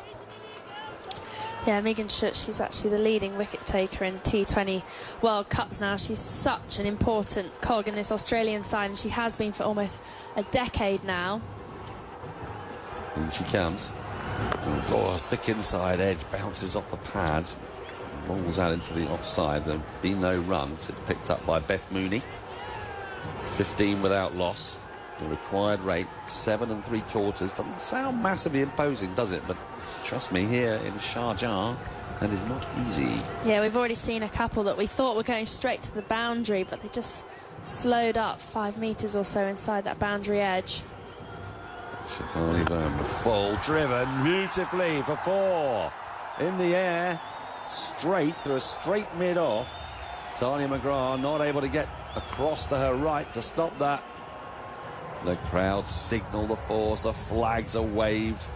The stadium just reverberates again one more time. There's a child in front of us waving a flag, sticking the victory V sign up in the air. People with their phones out. I was there that day. All the Winston Churchill V's. This is punched off the back foot, straight to the bowler, no run. Shafali Verma's got such sort of a unique swing, hasn't she? It's very risky. It kind of feels like it's not, you know, she's not got hold of the ball, but actually she's got such strong wrists. It almost looked like she sliced that one the previous couple of balls ago, but just has so much power. She's on strike now, and wide outside the off stump. It's not a wide, but it was wide outside the off stump. She gave herself room, tried to access it, missed it. It went under her bat. Well taken by Mooney. Must be difficult, mustn't it, when you're not the #1 keeper? Or will Mooney just in training just to have to do wicket-keeping drill as well as fielding drill? Yeah, I think she'd probably not do loads of it, but she definitely will keep her keeping ticking over, because she keeps in the big bash for the Perth Scorchers as well. Shoot in. This is monstered high in the air. It's going to go all the way for 6. Over long off. 2 brilliant shots in that over from Shafali Verma. India mean business today. A 6 and a 4, and Megan Shute has gone for 17 runs in her first 2 overs. It was fallen in the slot, and you do not bowl out there to Shafali Verma, because she is so powerful. Her timing is exquisite. 25 without loss, 3 overs gone. Verma has 20 off 12. That's the first boundary, the one that we saw earlier, that Megan Shute had conceded in this World Cup. No, you're joking. No. And now she's gone for 6 as well. A 4 and a 6. Yeah, just slightly over pitch there. That is an outrageous stat. Megan Schute's been so good in this tournament, but over pitch there to Shafali Verma, and she's taking that attack too short. No, we've not seen anybody do that so far, but that was in the slot for Verma, and she's so strong down the ground. Anything full tonight, Verma's going to send it over that road. That's a brilliant shot. I tell you, Australia cannot wait to get their fielders out on the boundary here. Mandana on strike as Gardner comes round the wicket to her and bamboozles her side with a ball that's stopped. She pushes it back the bowler, no run. She's not quite got going yet. 3 off 7. Australia be very keen to keep Mandana on strike against the off spinner. Not because she's not a fine player, but because this is the matchup they want. Gardner in, fires it in. It's punched off the back foot. They're going through for the single. Shafali was so slow to take off, and although the throw came in to the striker's end, Verma only just about got there. And then she puts her arm in the air to say, sorry, yes, I forgot. Yes, we are supposed to run. Yeah, just leaning on her back there, Verma, and she should know, she should be switched on to the fact that actually she wants to be and needs to be facing more balls of Ash Gardner. The ball will come into her arc, and Smriti Mandani, don't normally say it, but she'll just want to get Verma on strike here in this power play. Here comes Gardner, and she's driven in the air, long on, takes the catch. Sutherland long on, she just didn't get the distance. There was elevation. We said it was a good matchup for Shafali Verma, but she's not cleared the boundary there. It was there for the shot. And Smriti Mandana puffs out her cheeks. Oh, what have you done there, Shafali? It was hit a bit flat, and Aussies don't drop catches, not waist-high ones that they've got a good sighter of. Shafali Verma gazes into the heavens, the night sky, and no, she was on it today. 20 from 13, and she's given it away. 2 4s and a 6 in that time. 26 for 1, India, after 3.3 overs. Yeah, it was more so Smriti Mandana couldn't believe what her opening partner had done there. We had long on and mid-wicket out on the boundary, and she hits it perfectly down long on's throat. She was trying to go over the boundary, see what she was doing, but I just feel that's a really cheap dismissal from Shafali Verma. Brings out Jemima Rodrigues to the crease. There's been a bit of chat about India's number 3 going into this tournament. They did say that it was going to be Harmanpreet Kaur, but over the last couple of games they've actually opted to send in Rodrigues instead. She is an opener herself, so after saying that it would be Harmanpreet Kaur in this tournament, it's not, it's Rodrigues. It is Rodrigues, a very fine player. She's not a player that you associate with power, but she's got great timing, marvellous finesse. And she very nearly took her side to victory over Australia in the semi-final in Newlands about 18 months ago now. Until she chased a wide ball above her head, got a little edge to it, went through to the keeper, and that precipitated a collapse. Here's Gardner into the new batter. Jemima just works it into the onside, shuffling across her crease, finds a gap. Nice crisp shot out for a single. It's deep mid-wicket, 27 for 1. She's underway straight away, brings Smriti Mandana.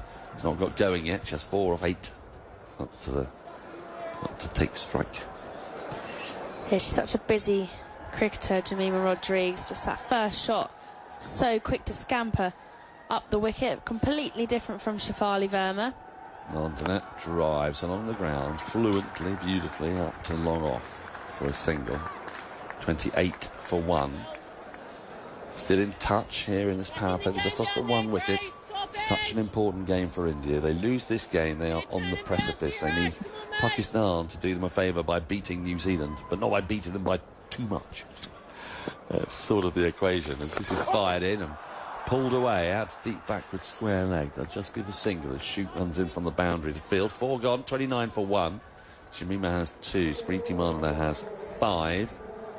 It's a reasonable start, but in that over they lost the crucial wicket of Shafali Verma, caught it long on.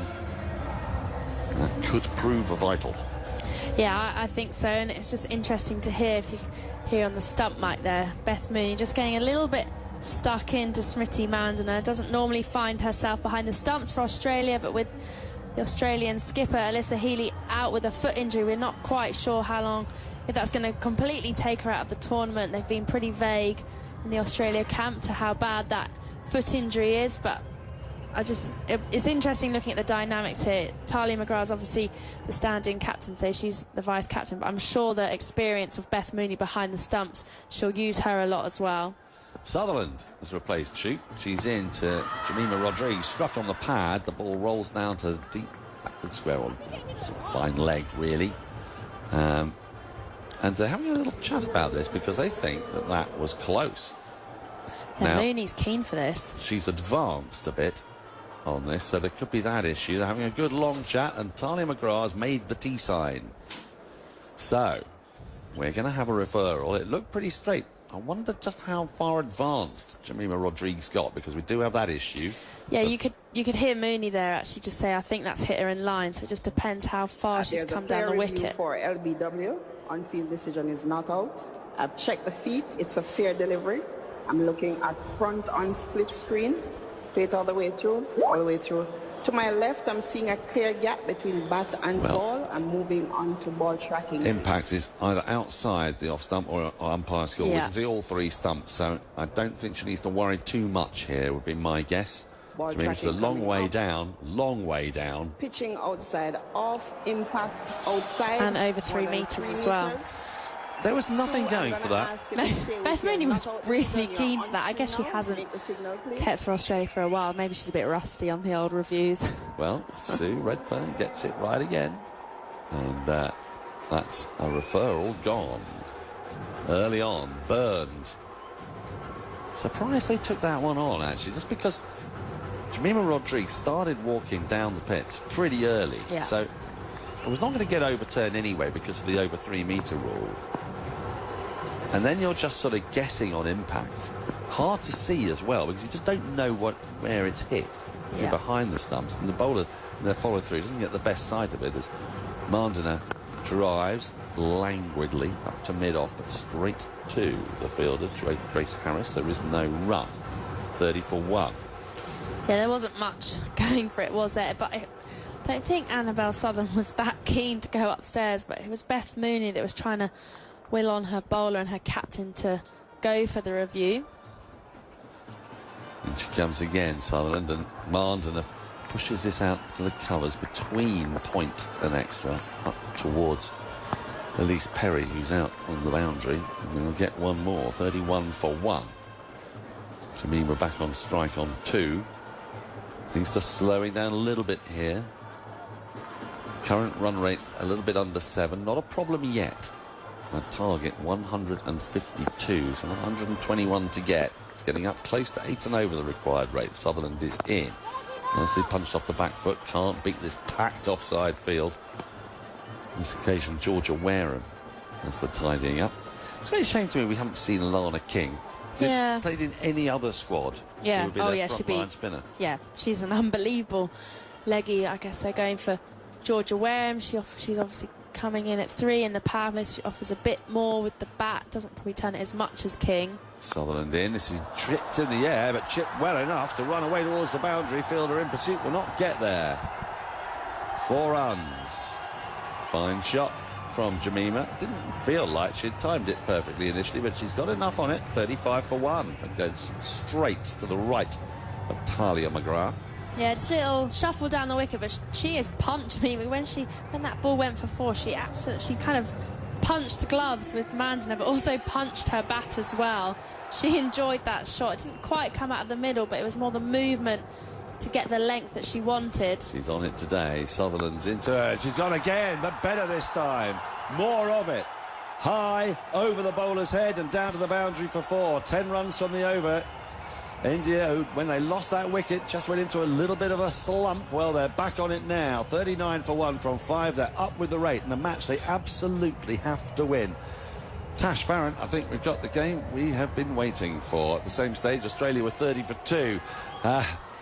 Australia, they'll be looking forward to the fielding restrictions being relaxed. I would suggest more from you, and then it's going to be Henry Moran. Yeah, they will. They'll want to bring their spinners on and put 4 out on the boundary, but they've got 1 more over in this power play to contend with. But a really good couple of shots from Jemima. The second one better connected with than the first. Annabelle Southern, she'll be disappointed how she came out of that over. There's 2 in the slot, really. And Jemima, she's able just to hit through the line with no one on that boundary straight in front of her. So a good couple of shots has just almost swung the momentum back into India's favour. 39 for 1. Good game. Yeah, well, I hope so. Oh, this is exciting. Smriti Mandhana struggled to get going so far, and she's going to see a little bit of spin. It's going to be the left arm spin of Molyneux. And, oh, bigger bill for LBW. It looks pretty straight. No, says umpire Kim Cotton of New Zealand. And Molyneux is asking the question of Mooney, who was so enthusiastic with that LBW shout a little while ago. She might be a little chastened and worried. And, oh, McGrath. Oh, they've gone for it. I think there might have been a little bit of bat involved. But I don't know that. No, I mean, I'm reluctant to say anything because I've honestly had a shock at this tournament. I don't think Your I've got umpiring one. has been there's a absolutely clear terrible for LBW. The on-field decision is not out. I've checked the feet. It's a fair delivery. I'm looking at front on split screen to my left. Roll it all the way through, all the way through, all the way through. I'm seeing what appears to be a gap between bat and ball, but I'm going to need ultra edges to confirm, please. Smriti Mandhana's looking nervous. I would all the way through. There's some activity. The ball is not yet to the bat. All the way through. All the way through. Yes, satisfied. There's no contact with bat. Ball tracking when ready, please. Oh, Henry's giving it out. Ball tracking coming up. Pitching outside off. Impact in line. Wickets hitting. Kim, I'm going to ask you to change your not out decision to out. You're on screen now. Thank you. Well, there ain't no silence like the silence that greets an India superstar being dismissed at a cricket ground. 39 for 2. Smriti Mandhana may have played the last innings of her tournament. Here comes the captain, Harmanpreet Kaur. And Mandhana never got going. 6 from 12. And eventually, that 12th ball did for her. Molyneux striking the pads, looking to work the ball away. Got stuck in the crease and has to go. Good review from Australia, that. Yeah, really good review. We didn't know they were going to go upstairs there because they had already burned one previously in this innings, but a great review. Mooney was really keen on that one as well. She's one from 2 so far, but that's a huge wicket of Mandhana. That's a brilliant first ball as well from Sophie Molyneux. She bowled it seam up.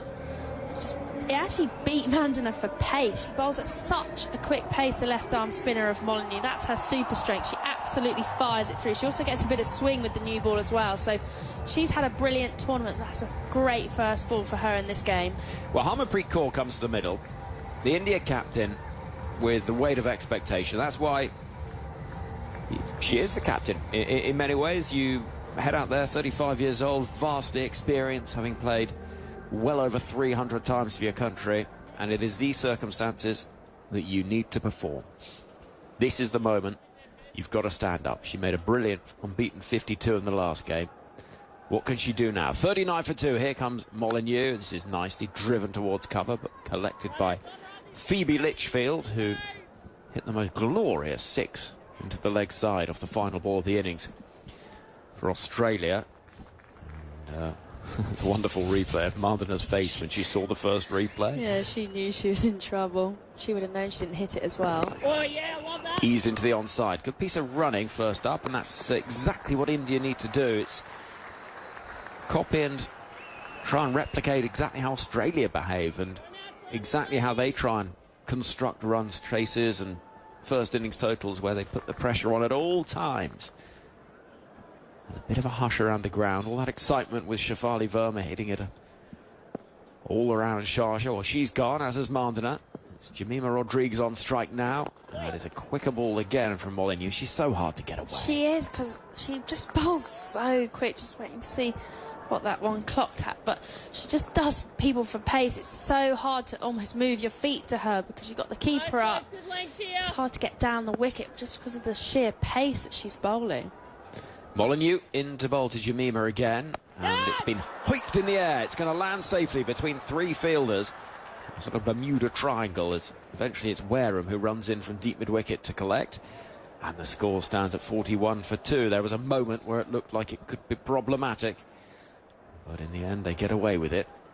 The score stands at 41 for 2. The target 111 away, They've got 85 balls to do it. It doesn't eliminate India if they lose this game, but it puts them in mighty peril. Molyneux bowls a ball which comes up off the leading edge, drops into the onside safely. And 6 overs have been bowled. End of the power play, 41 for 2. Molyneux 1 for 2 from her first over.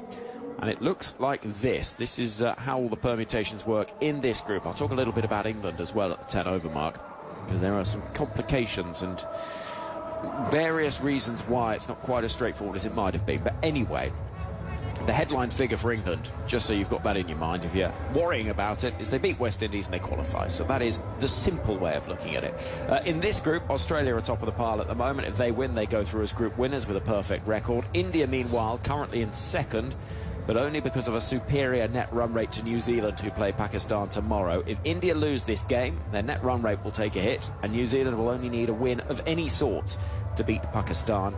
And there is the potential, of course, that if India win this game, which they very easily could yet, then New Zealand will go into the game against Pakistan knowing exactly how much they've got to win it by.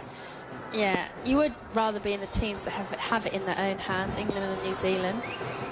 Megan Schutt bowling a ball which is striking the pads but outside the line of Rodrigues, who was trying to ramp it down towards a vacant fine leg.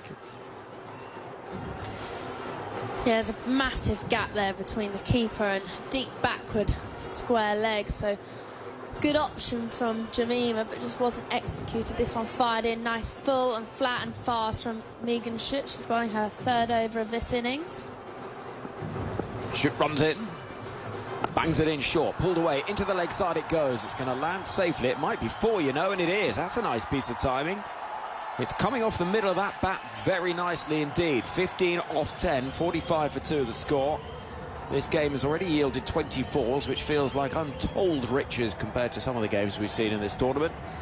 And that was really nicely struck away, lofted into the leg side, out towards that deep mid-wicket boundary where Gardner had no chance. Yeah, surprise short ball from Megan Schutt there. Saw Rodrigues come down the wicket, but wasn't able just to get it at that head height. It was almost at chest height, so Rodrigues was able to play that one away into the leg side. Next delivery is helped around the corner, down towards long leg for a single. Perry will field in front of a bank of supporters, absolutely packing out that stand. And Megan Schutt has conceded as many runs today as she has in the rest of the tournament put together. None for 22 for her. Yeah, and that, I think that's, you know, Shafali Verma went at Megan Schutt when it was too full. She hit her over her head. You can see there Jemima just trying to play the paddle. She didn't get that first one, but then she got the length to work with the short ball. Then she tried to paddle again, didn't quite get it where she wanted to. But the Indian batters, they've obviously had a chat, and they've made a conscious effort to try and go after Megan Schutt. You just can't, especially with this score on the board, you can't let one bowler just bowl at you. 5 from the over so far. Little paddle attempted, nicely played by Harmanpreet Kaur, down towards that boundary. Perry has to tear after it in pursuit, and that's well thrown in as well from the boundary. 47 for 2, 6 off the over so far. Just realised that Sophie Molyneux's bowling the same pace as Megan Schutt. Is that right? Molyneux was getting it down at 60 miles an hour. That was a slow ball from Schutt, but that's why I think Sophie Molyneux is so hard to face, because she's coming off about 3 steps, just firing it down at 60 miles an hour. Schutt bowls, pulling the ball away, into the leg side it goes, could be a chance of a catch. Oh, very well taken. Ash Gardner diving forward at deep mid-wicket, high fives all round for Australia. Rodrigues slaps her bat against her pad, and that is a hammer blow to India, not just tonight, but in the tournament as well. She was looking to try and get it much squarer than that. Timing wasn't right. That's such a good catch from Gardner, it really is. Yeah, it is. She makes that look so simple. We've seen a lot of drop catches, especially at Sharjah under the lights, but she actually didn't look like she picked up that catch straight away, Gardner. But then once she did pick it up, she just made sure to steady herself, and then just a simple dive forward. She's got such safe hands, and they're the mistakes that Australia don't make in comparison to other teams. Rodrigues, who looked good, she looked busy as she always does, but she has to go. Another slower ball from Megan Schutt, just does Rodrigues for pace. Just got that in front, you know, she just wanted to get that more in front of square, wasn't able to. I feel like that's a huge wicket for India. Brings Dipti Sharma to the crease. They're going to have a left-hand, right-hand combination, but you feel that these two are going to have to do the bulk of the work here to get anywhere close to this target of 152. Yeah, Dipti Sharma had a brilliant 100 tournament, joining a player who once scored one of the greatest innings I've ever seen against Australia. 171 off 143 balls, unbeaten in a World Cup semi-final in 2017. 24 7-6s that day, and it was the sort of hitting the likes of which I don't think we'd ever seen really in the women's game. It was a real statement innings. You go back to maybe the Deandra Dottin record 100, but it was extraordinary. Right, Dipti Sharma on strike. Here comes Megan Schutt, and Dipti will get a run into the leg side, worked out towards mid-wicket. That'll be a single. Right, Tash, thank you very much for the time being. Tash Farrant, England bowler, with us as Megan Schutt takes her cap from umpire Sue Redfern. A reminder, Tuesday morning, join us on 5 Sports Extra and BBC Sounds for coverage of the test match between England and Pakistan's men from Multan, potentially being played on the same pitch, which is a bit of a thing for Munda, who joins us once again. Yeah, I'm interested to see how that turns out. I saw some visuals today of both Brendan McCullum and Jason Gillespie, the two head coaches of the respective test sides, having a look at what was being prepared, and some talk of where the third test will be played as well. Very interesting, the goings on out there, loads of runs, and then England manufacturing that win. Must have been very exciting. Well, it was an amazing game of cricket. You can read some stats from Andy Zoltzford. There's a special article on the BBC Sport website and app breaking down that game. Really entertaining read, so do have a little look at that. Right, here we go. This coterie of options for Australia now turns to the leg spin of Georgia Wareham, who tosses the ball from one hand to the other, and Dipti Sharma will be playing with the spin with 3 fielders on the leg side boundary. And here comes Wareham into bowl to Dipti, gets a full toss and doesn't make the most of it. It goes dribbling out to the leg side. That is where Australia were getting to, and where other teams get 1. Yeah, so true there, and particularly when Elise Perry was batting. She's so quick running between the wickets, constantly calling her younger teammate Phoebe Litchfield down for 2 runs. And yeah, these are all small margins that India have to take care of, because they are 102 runs away, and the required rate's climbing. It's just crept over 8. We haven't really seen a team chase at 8s through this tournament. It's going to take a mighty effort. Harmanpreet Kaur, 2 from 4. Waiting for Wareham and pushing just gently down the ground to wide long off for a single. The ball collected over there in the distance by Sutherland. See a replay of that catch taken by Ash Gardner. It went out to the deep, and she dived forward, safe hands. And it's just a feeling with Australia, it goes out in the deep, it's not going down. No, they've been excellent. I mean, perhaps slightly ill-disciplined with wides in the competition. Wareham bowls the ball just back of a length, helped round the corner, but only as far as Grace Harris, waiting at short fine leg. So 50 up for India, 50 for 3, midway through the 8th. Bit of energy is the cry and the call from Beth Mooney. Well, it is a cooler evening, actually. It's easier to generate that energy tonight than other days. And, top edge, looking for the sweep. It'll go down to the boundary below us. It's chased by Grace Harris, who gives the big dive. Oh, she's got it wrong. Oh, she dived too early. It was the front crawl below us. And she's furious with herself. She knows she should have stopped it, but she got the dive in. It was over-enthusiastic. You've got to time it absolutely right, and in the end, it's like Rebecca Adlington. But she had some help as well. Darcy Brown was right there. If she just flicked it back to her, it might have saved 4. Just as we were saying, Australia don't get things wrong. Wareham bowling to Dipti, pushing into the onside, and that will be 1 run to take it to 7 from the over. 8 from the over is the requirement. They'll know that. Ticking off these runs gently and easily enough in terms of sort of 7 and over. It's 8 and over where things can get tricky. Wareham running into bowl then with Harmanpreet Kaur on strike. Mid-on is up inside the circle, and it's a delivery down the leg side. Kim Cotton will swing those arms out wide. The crowd like that. That's the 8th run of the over, so they're up with the rate. And Australia have this record of bowling. Is it the most wides? Did I read that stat? Ooh. In T20 World Cups, and they've bowled a fair few in this event too. I'm going to see if I can find it. Please do. Here comes Wareham. A little bit quicker this time. That's nicely angled towards short 5. Throw comes in, hits the stumps. Now then, Deepti Sharma, I think, is okay, but umpire Sue Redfern is going to call the services of Jackie Williams to have a little look at it. It was brilliant work. I mean, honestly, what a throw. Throw came in so quickly. For a run out at the striker's end. I'm looking at the split screen here. She's home. Definitely this screw for me. Let's take it back, please.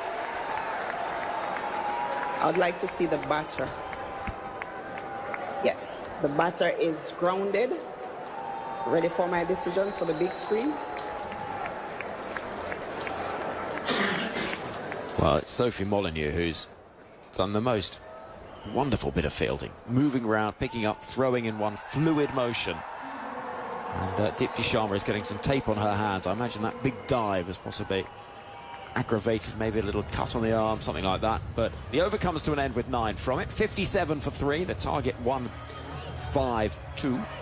Just a little bit of a guide in terms of, while we have this break, the England situation. I will bring it to you because it isn't quite as straightforward as it might be. I mean, in some ways it is, because they've got to beat West Indies. Any form of defeat in most ways will see them eliminating West Indies through, but there is a sort of peculiarity of net run weight, and the number of 134 is one that is now being asserted as being the most important one, because if West Indies make 134 or fewer, then England will have 1 run's room of leeway, so they could lose the game by 1 run and still qualify. And then it sort of works up exponentially. The next target figure would be 97. England have 2 runs of leeway. If they score between 135 and 172, England would need to match their total, and so a super over would then see England qualify. So it's basically win the game, qualify. That's the situation. I quite like the super over, to be fair. We all like a super over.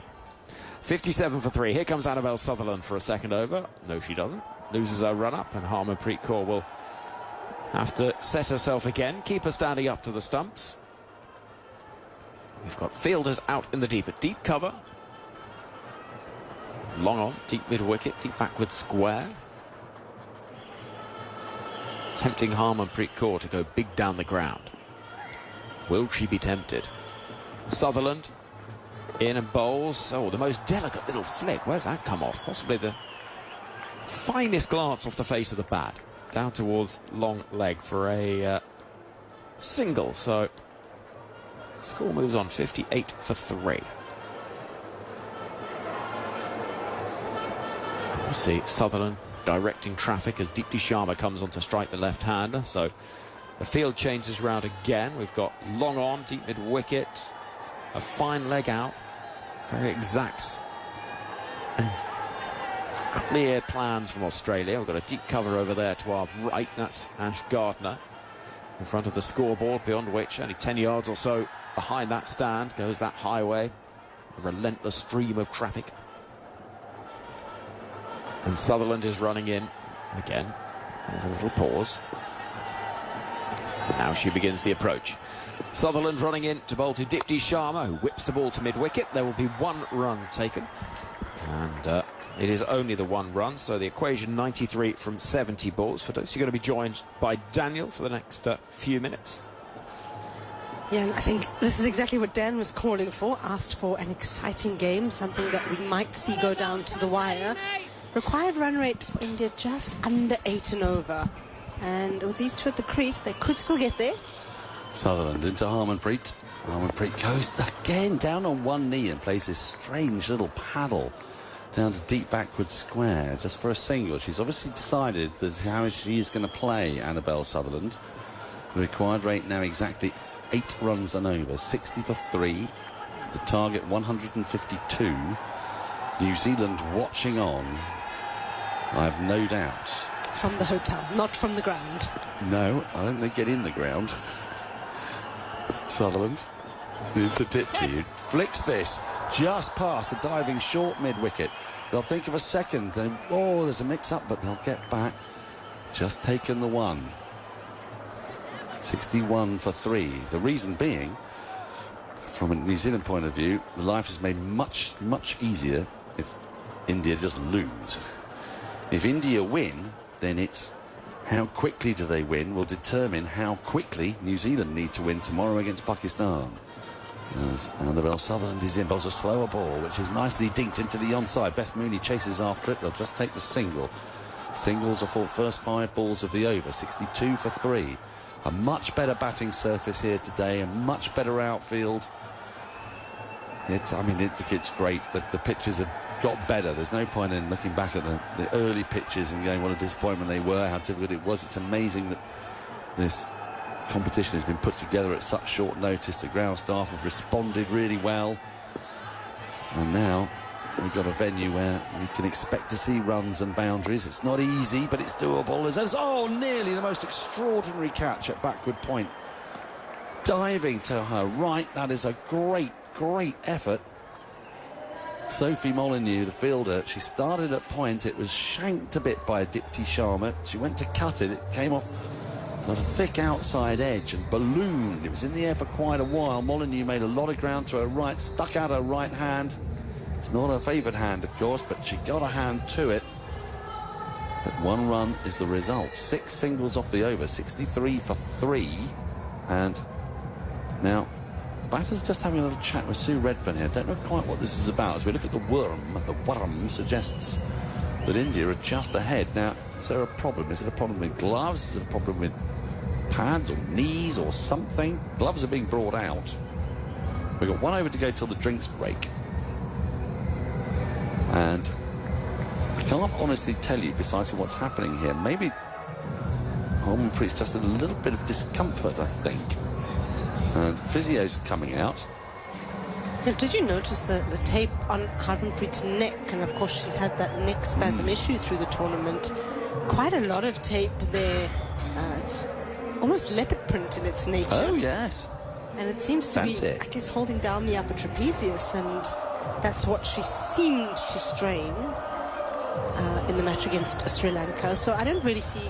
Is that an ice pack, maybe, that they've got? Well, they're getting a sneaky drink in as well, which you can do at times like these. There's going to be a proper drinks break in an over's time. But I think some running repairs have been undertaken. It was checked with the umpires first, so it's all entirely above board. And Sophie Molyneux is ready to bowl the 10th over with 89 required from 11 overs. That rate only a tiny touch over 8 and over. So it's still within the bounce possibilities. We finally get to see a replay of that terrific diving effort. Well, she did get a full hand to it, did Molyneux. And such are the standards of these Australian fielders, she will put that down as a drop. She would think that having got there with that hand, like I said, it's not her favoured hand, she's left arm, but nonetheless, she did get there and she could not cling on. So Molyneux's taken a wicket. The first over went for just 2 runs. He's going to bowl to a left-handed Dipti. And fires one in. She just tucks it away into the onside. Fielder rushes in from the boundary, as they always do. Megan shoot. These Australians, they're so fast across the turf. The athleticism of this side. You just see, it's like constant motion with the left-hand, right-hand combination. You know, we watch other sides. We watch Sri Lanka, watch England, India, other sides in the field. Just takes a little bit of time to organise what happens in a left-hand, right-hand combination. Australia, they're typically taking longer than they normally would, but they're flying around to all parts. Well, they're very well drilled and almost as though everything is pre-programmed. Pre-programmed? What are you suggesting? Field placings. They know what they're going to do with their field placings.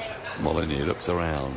Fierce concentration on her face and comes in, and there's a thick leading edge that nearly goes to Grace Harris, who's then thrown to Molyneux, but nobody has attempted to take a run there. She'd gone for a dinky little shot there, Harmanpreet. She's constantly trying to play these little dabs and these paddles. And now we've got another break in play. Well, I don't know what's happened to Harmanpreet here, and as a result, because the batters are now chatting to each other, Mooney's decided she's going to go and chat to Molyneux. And eventually we'll get the next ball of the over. It looked as though Harmanpreet was just adjusting whatever she's wearing on her right hand. Is it, do they call that a whoosh? Is that I wouldn't know. What's a whoosh? I think it's one of these devices that kind of track everything around your heart rate and your sleep, and Maybe a whoop, not a whoosh. Let me Google it before I say the wrong word. A whoop, not a whoosh. Right, here we go. Molyneux is into Harmonpreet. Again, she goes down, trying to like play this little paddle, and the ball just squirts down to fine leg. One more to the total. It is a whoop, yes. Other bands, I dare say, are available. Yeah, certainly. It looked like she was just giving that a little adjusting as Deepti Sharma came and had a little bit of a chat with her. And this is a very interesting phase, isn't it, Dan? Because Harman really has to go quite soon, I think. And this insistence on playing the lap or the paddle. It's unusual, isn't it? Molyneux into Dipti, who sweeps well, but there is a very perfectly placed fielder in the form of Megan Shute, who's at deep backward square, who flings a throw in. That's well taken by Beth Mooney. Just another single, 3 off the over. You know, at the same stage, Australia were 3 runs behind where India are now, so certainly no need to panic yet for India. 66 for 3. Harmonpreet on strike. Is she going to go for the little paddle again? There's a short fine leg in place now. This is cut away, but won't beat Grace Harris at backward point. Straight to the fielder. Dot ball. Harmonpreet's 8 off 12. Dipti at the other end, 12 off 10. One ball left in the 10th over. That target 152. And Molyneux comes scurrying in. Tosses this one up, actually. It's just dinked down the ground up to long on, just with the single. 67 for 3, 85 required from the last 10 overs. Dipti has 12, Harmonpreet has 9. Drinks will come onto the field now. And this game, I would say, is deliciously poised. Australia on top, by dint of having taken those 3 big wickets at the top of the order, both openers and Jemima Rodrigues, all of them out. And now we're going to get the light show. And I like this. We had this light show during the men's 50 over World Cup in India. And it caused some conversation, actually, because some of the players were saying that their eyes, it was quite tricky when you faced the next ball. I think it was some of the Australian players. Yeah, they closed their eyes, didn't they? Yeah, they did. Some of them liked it. Some of them recognised the entertainment value of it. I think Glenn Maxwell was asked about it and he quite enjoyed it, but there were 1 or 2 others who didn't. And just to describe it, it's all the little cell phone torch flashlights which are on. In South Africa, we use those when the power goes out, so we don't like to use it in the middle of the stadium. Load shedding, which has been absent for 200 days, might I add. This is very good news. Excellent news. You had a bit of that when we were in your neck of the woods 18 months ago. Yeah, absolutely. Last year the worst year on record, but this year we are doing well, and I don't want to touch the money, so I'll just try and touch some wood instead. Well, you never quite knew whether your phone was going to be charged in the morning, did you? That was the thing. No, you weren't sure whether you'd be able to turn this flashlight on, but I mean, this is great. It's like an orchestrated flashlight on, flashlight off, like little stars. It's marvellous, isn't it? Yeah, the crowd are being told to put it on and put it off and turn them up and put them down. It's, yeah, and there's a very big crowd here, so it's a sellout. It's quite spectacular. Very coordinated shooting stars is how I think I'll describe it. Yeah, they're kind of like rocking and bouncing, and it's quite fun. And you know, this comes from a man who's a terminal cynic. So. But you're enjoying it out here. I am enjoying it. It's lovely to have an atmosphere. It's lovely to have an engaged crowd. It's lovely to have a really good game between 2 very good teams. India, I think, have risen to the challenge today. They knew what was required of them. The disappointment with India was obviously the first game when they were ambushed by New Zealand, and that can happen. You've got to take your hat off to New Zealand, but it was their second game against Pakistan that was just so disappointing, really. The lack of urgency with which they took on the challenge of getting the pretty meagre target that Pakistan had set. Since then, everything has turned around. They've looked like a totally different team. Brilliant in their last game, really turned around their net run rate. And then here today, they know they're up against the best team in the world, and they were just way more dynamic in the field. They've gone at it hard. Shafali Verma, albeit that she holed out long on, she looked up for it, didn't she? She went off the first ball. She started really well. And I just saw the Indian coach Amal Muzamdar out there during the drinks break, so he was chatting to some of the players, well, to the 2 batters really. Nobody else for him to chat to, Harmanpreet Kaur and Deepti Sharma, and I'm sure there's lots of instruction giving going around. India know they have to get 85 runs in 10 overs, which we have not seen scoring at that rate through this tournament. But this pitch looks good. Except in the last 10 overs of Australia's innings on this pitch. So, you know, that is going to be what they're going to hope here. Darcy Brown is going to bowl her second over of this tournament. Her first one went for 12 and it took 11 balls. She'll be hoping for a bit better this time as she comes in to Harmanpreet, who tucks the first ball around the corner down to fine leg, and there'll be a single, and there'll just be a little bit of heart and mouth here for Darcy Brown. She waits to make sure it's not a no ball, because she started with a couple of no balls on this ground in the one game she has played, but everything looks okay. Put behind the line. 68 for 3. It'll bring Dipti Sharma onto strike. We've got a deep backward point, 3 in the ring on the offside, a mid-wicket and a mid-on inside the circle as well. As Brown is in, this is nicely worked away, sort of short-arm jab pull down to deep square leg. Throw comes in, Mooney has to bend down to collect. One more to the total, 69 for 3. Today we haven't had a boundary in quite some time. Last time was over the last one 7.4, and that was a sweep of Dipti Sharma off Georgia Wareham, where she gloved the ball. Wasn't exactly convincing, was it? Wasn't, and we saw that the run rates really slowed in the last 4 overs or so. Darcy Brown in, short, pulled away. This could be 4, it will be. What a shot that is from Harmanpreet. And Darcy Brown, well, it's not a great ball. It was short, and it was there to be absolutely smacked. It did not get up at all. It's about waist height, and that is a lovely shot from Harmanpreet, but exactly what she wants. Just leaning back, weight just on the back foot, no more than that. Front foot forward, weight leaning back, whacked away. Swift hands. Yeah, the first boundary for 3 overs. Exactly what India need. How will Brown respond? Ball dabbed into the offside, easy single, just goes in front of square. Point fielder Molyneux has to come round to pick up. 74 for 3, 7 off the first 4 balls of the over. Brown starting to look like a bit of a problem here for Australia. I say a problem, they've got Talia McGraw, we haven't seen bowl. We've got Grace Harris, we haven't seen bowl. Yeah, they have so much in the way of resources, Australia, that even when they don't have some players available, and of course there's Taylor, Fleming, and Alyssa Healy not available today. Only one of them has been replaced in the squad. We're yet to see if Alyssa Healy will be replaced. I suspect she may not be. Darcy Brown is in. That's pulled away again by Dipti Sharma. They've run the first a bit too slowly, I think, to get back for a second as the throw comes in. Georgia Wareham, a horrible throw for Mooney. Low, down to the stumps, but she took it really well. 8 off the first 5 balls. That's pretty much what they need in the over. One more will get them to the rate that they want. Just taking that little bit down if they can do. And as Brown waits, he now is in to Harmanpreet, who drives firmly back to the bowler. Dot ball to finish. Much needed dot ball for Darcy Brown.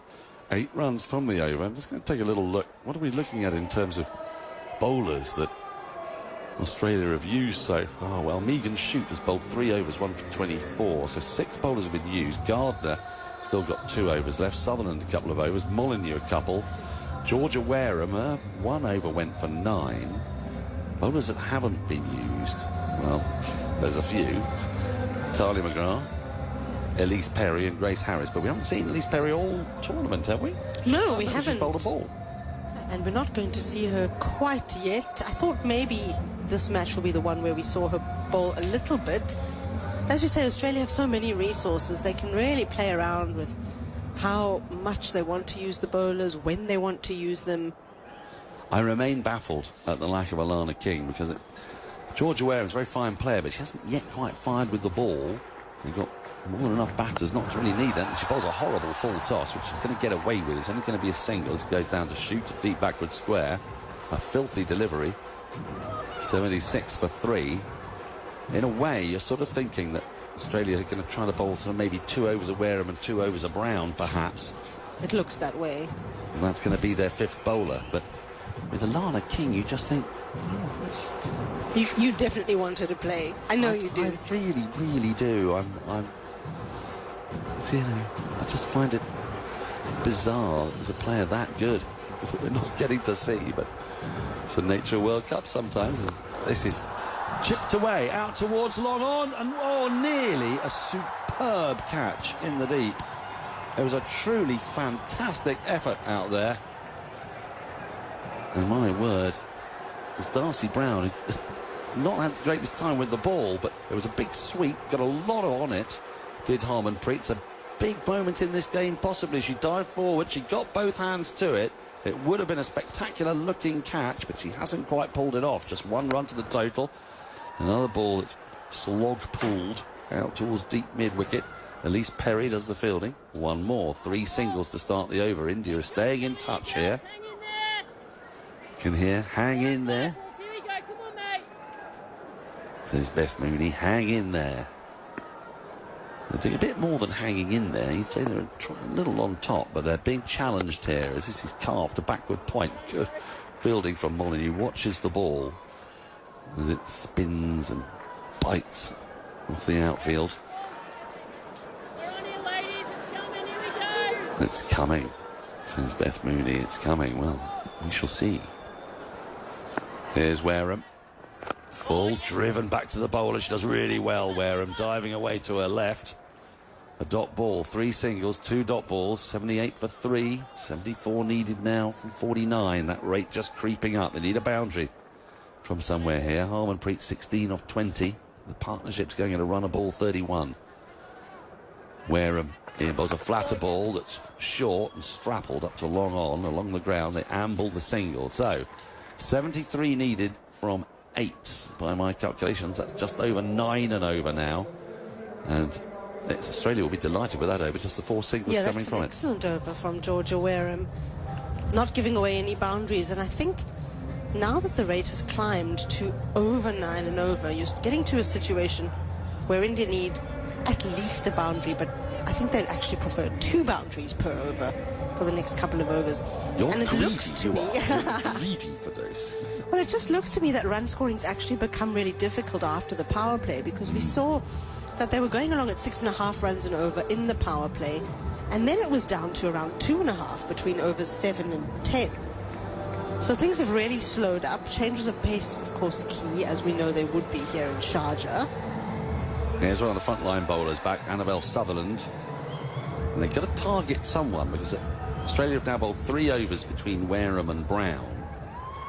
They've still got Shute, Gardner, Molyneux and Sutherland with overs up their sleeves. Somebody has got to go.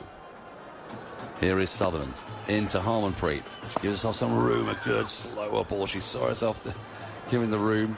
She saw Harmanpreet move away the leg, and then she has taken the pace off, and all she can do is dab it into the offside. It goes to point. Wind predictor, there's no run. Wind predictor has Australia at 72, India 28. That feels about right to me. But a couple of good overs, couple of boundaries, and that'll swing round. 3 out the leg side boundary. Sutherland into Harmanpreet. Horrible full toss, whacked out towards deep square leg, and brilliantly fielded by Elise Perry. That's a horrible ball to have to take, because it was hit so firmly by Harmanpreet. And Elise Perry had to run round to her right, make sure that she was very mindful of where the boundary was. It bounced awkwardly. She got a bit of hand, knee, thigh, whatever, and it was just trickling towards the boundary sponge. She saw it, was alert to it, and has kept the scoring to 1. And Harmanpreet will be annoyed. She's just missed out in a full toss there. Australia have been imperfect with the ball today. Some wide, some full tosses have not been properly punished, as Dipti is in again. This all beats the outside edge. Well taken by Beth Mooney, standing up to the stumps, as Dipti just looked to play a little late dab through backward point and missed it.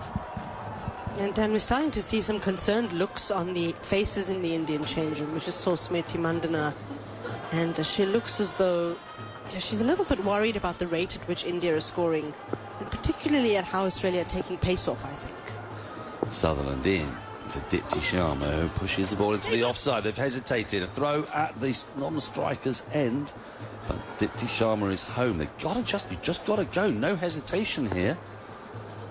This required rate at 9.68 requires you just to head down. Yeah, exactly. The Elise Perry school of running. Absolutely. Run the first one really hard. I mean, she's been so excellent today that stop in the outfield now, the twos that she ran.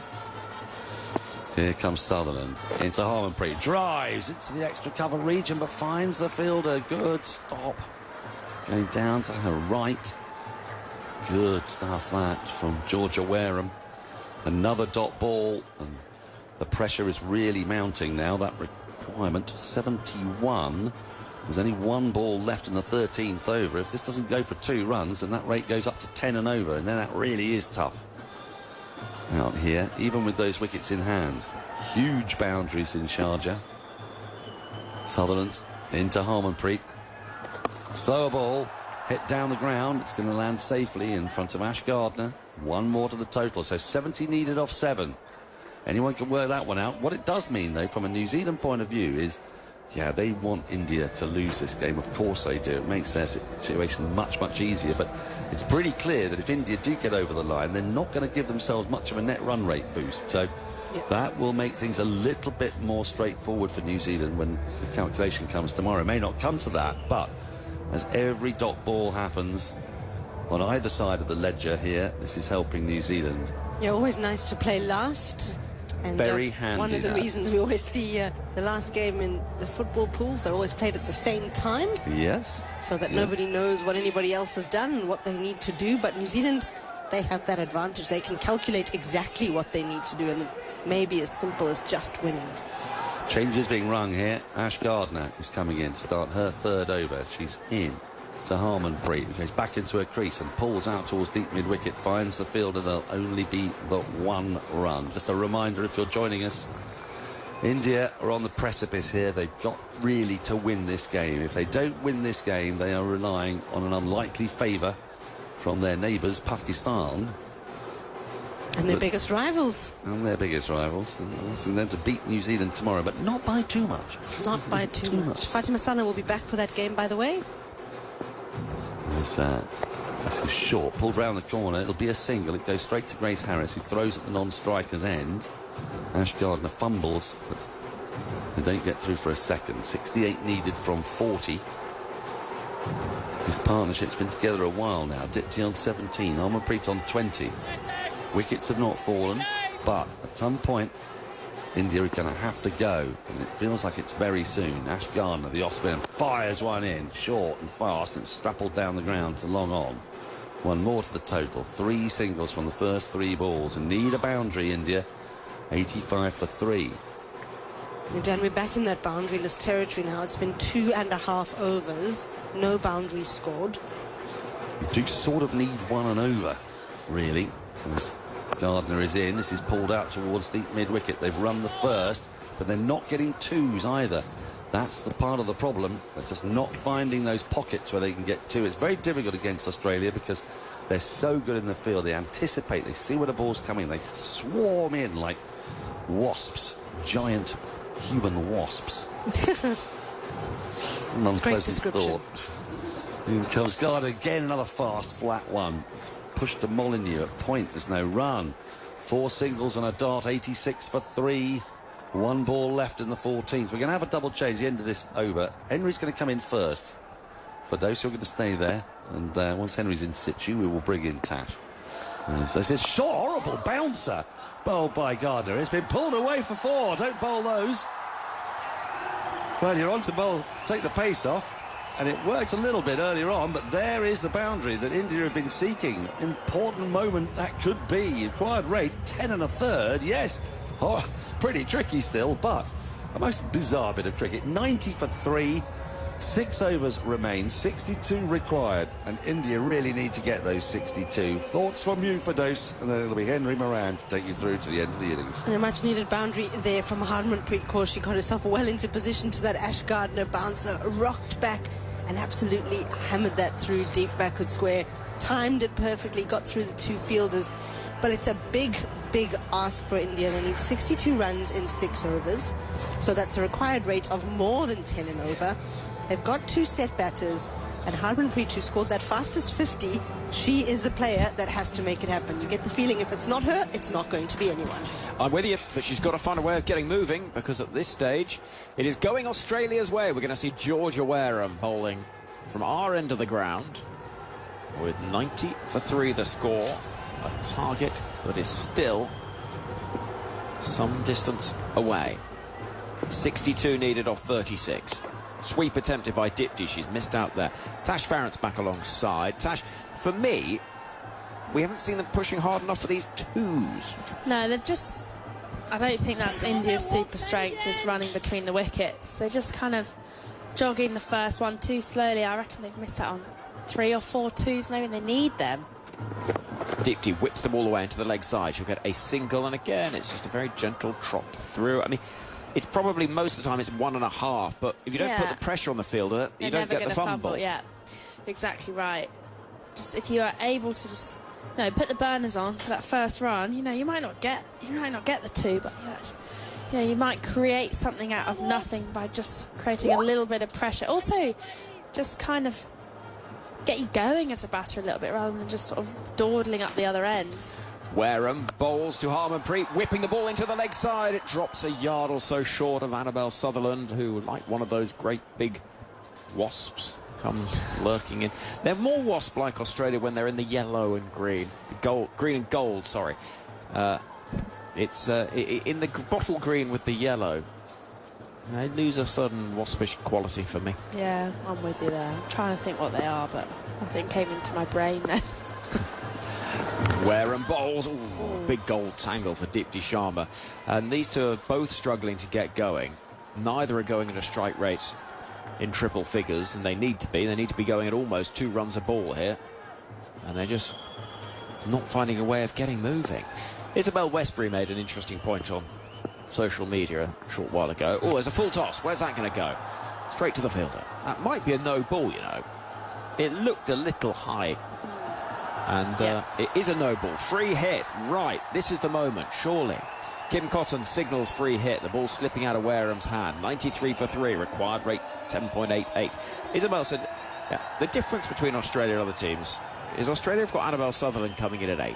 And that means whenever any other team plays them, they've got to try and score runs in such a way as to keep up. But they haven't got the depth. Yeah. I mean, that is, in a nutshell, what it is, isn't it? Yeah. Along with the fielder. Yeah, and the running. And the bowler. Wareham with a free hit for Harmanpreet Kaur. Here comes Wareham, and she goes so hard at it, and it dribbles off the inner half of the bat up towards Elise Perry, who gallops in to pick up from long on. 95 for 3. We've only seen 4 from the over. 57 from 31. It's doable. It is doable. It is doable, and you know, these two, they are able to sort of flick a switch so quickly. They are finding it really tricky out there, but just a couple of boundaries, get the crowd on board. Wareham bowls to Dipti. It's been flogged away over the fielder at fine leg, down towards the boundary. Harris sprints for all she's worth, but she won't stop it. And there are 4 runs. India 99 for 3. The over finishes with such a necessary boundary. They are just about keeping in touch. The 4th wicket partnership, 52 or 51. Flags flying, supporters dancing. India just about hanging on to the coattails of Australia. Yeah, I actually feel that Wareham's not been at her best here. I think she's got away with a bit, but this time just straight down the leg side and short. It's a funky shot from Dipti Sharma. It was almost a sweep and a paddle. She kind of like whacked it over her left shoulder. It was a great shot. A couple of bounces into the boundary rope. You just feel if these two can have a really good over, a couple of boundaries in the next couple of overs, you just feel that the crowd, they're just going to bubble up. They'll put some pressure onto the Aussie fielders out there. They just need to use this crowd that's so good here at Sharjah today. Field packed inside the circle on the offside. It's that direction that Harmanpreet goes for. The ball will pick up a little bit of pace. The crowd willing it along, but it's not going to get to the ropes. It'll be 2 runs. Megan Schutt chases from backward point. A show of intent, and suddenly the crowd up and about. They know it is now or never. They haven't got time to hang about. Hundreds up, 101 for 3. Molyneux, who's bowled so well so far, into her 3rd over. She's got 1 for 8. Yeah, this is a really good bowling change from Talia McGrath. It's arguably been their best bowler tonight. She knows that these two have to get going. It's now or never, really, but it's so hard to do it against the pace of Molyneux. So I think a really good tactical move from McGrath, the stand-in skipper. Cover goes out towards the boundary.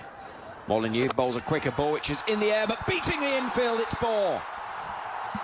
The dive from Phoebe Litchfield at cover was in vain. And listen to the noise around Sharjah. There'll be those driving down that highway that are wondering what on earth is going on just meters away from them.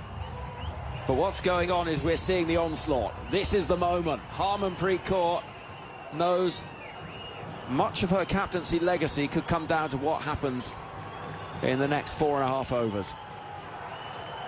105 for 3, 47 needed from 28. Whipped into the leg side. That'll go out towards the boundary for a single. Yeah, you just feel like these two, they're just keeping it in check. The run rate after the last 5 or 6 balls is back down towards that 10 and over mark, which is a lot. But you just feel that these two, they know that if they can be there at the end, they can unleash these two. But it's going to be hard against this very consistent Aussie lineup. But that was a really brilliant shot from Harmanpreet Kaur a couple of balls ago. Just gave herself a bit of room. Over the wicket comes Molyneux. That's nicely played. Flicked away into the leg side. Down towards the boundary for 4. With every boundary, the noise, the reverberations, the belief grows. 110 for 3. We got 2 balls left of the 16th over. That required rate dips under 10. Yeah, the crowd are getting stuck in now, just straying in line Molyneux, and that will just be pressure. Last couple of balls, they found the boundary in the last few overs.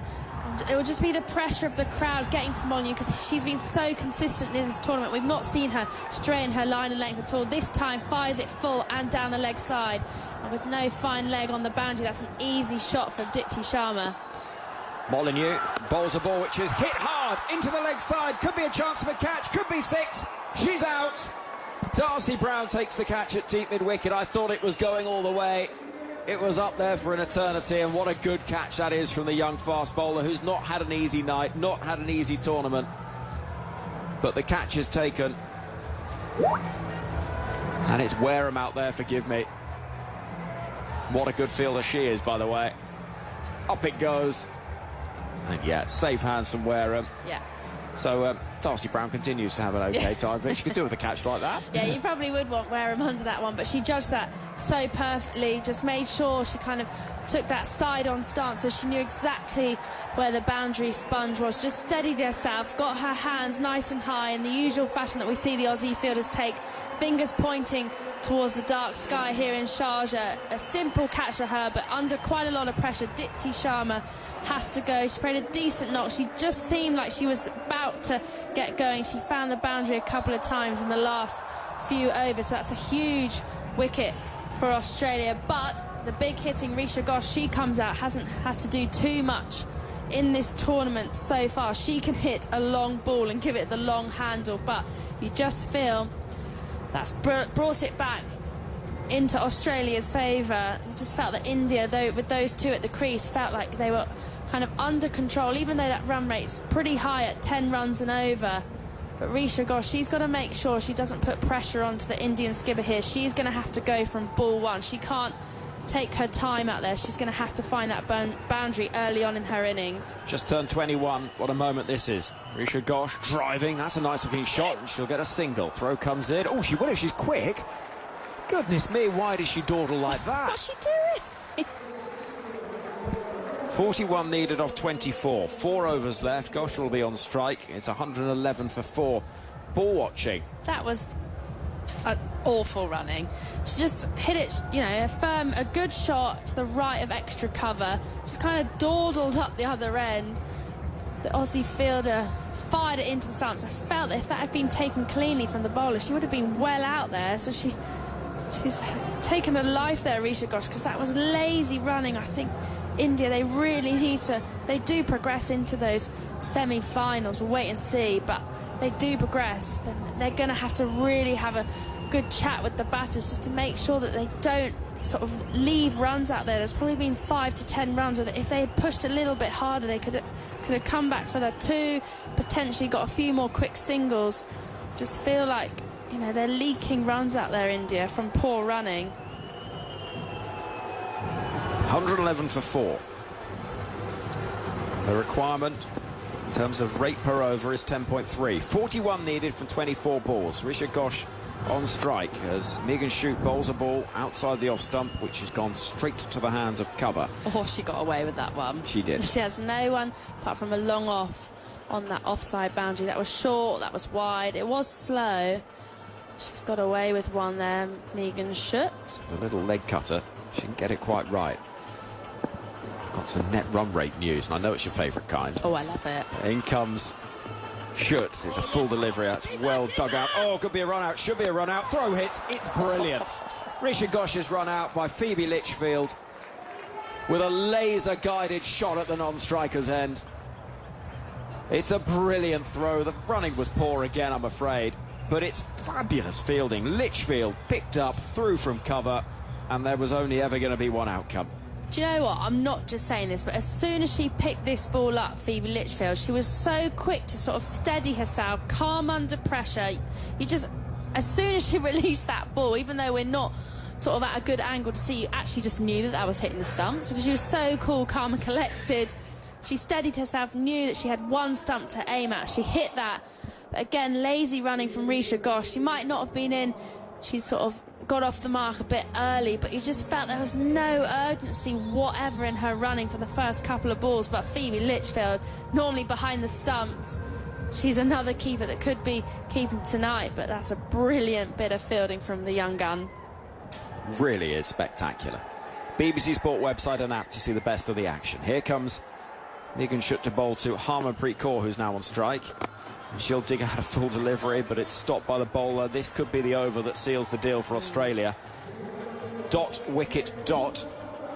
And this is drifting away, not just tonight, but perhaps the tournament as a whole for India, whose players have just been shown on the big screen.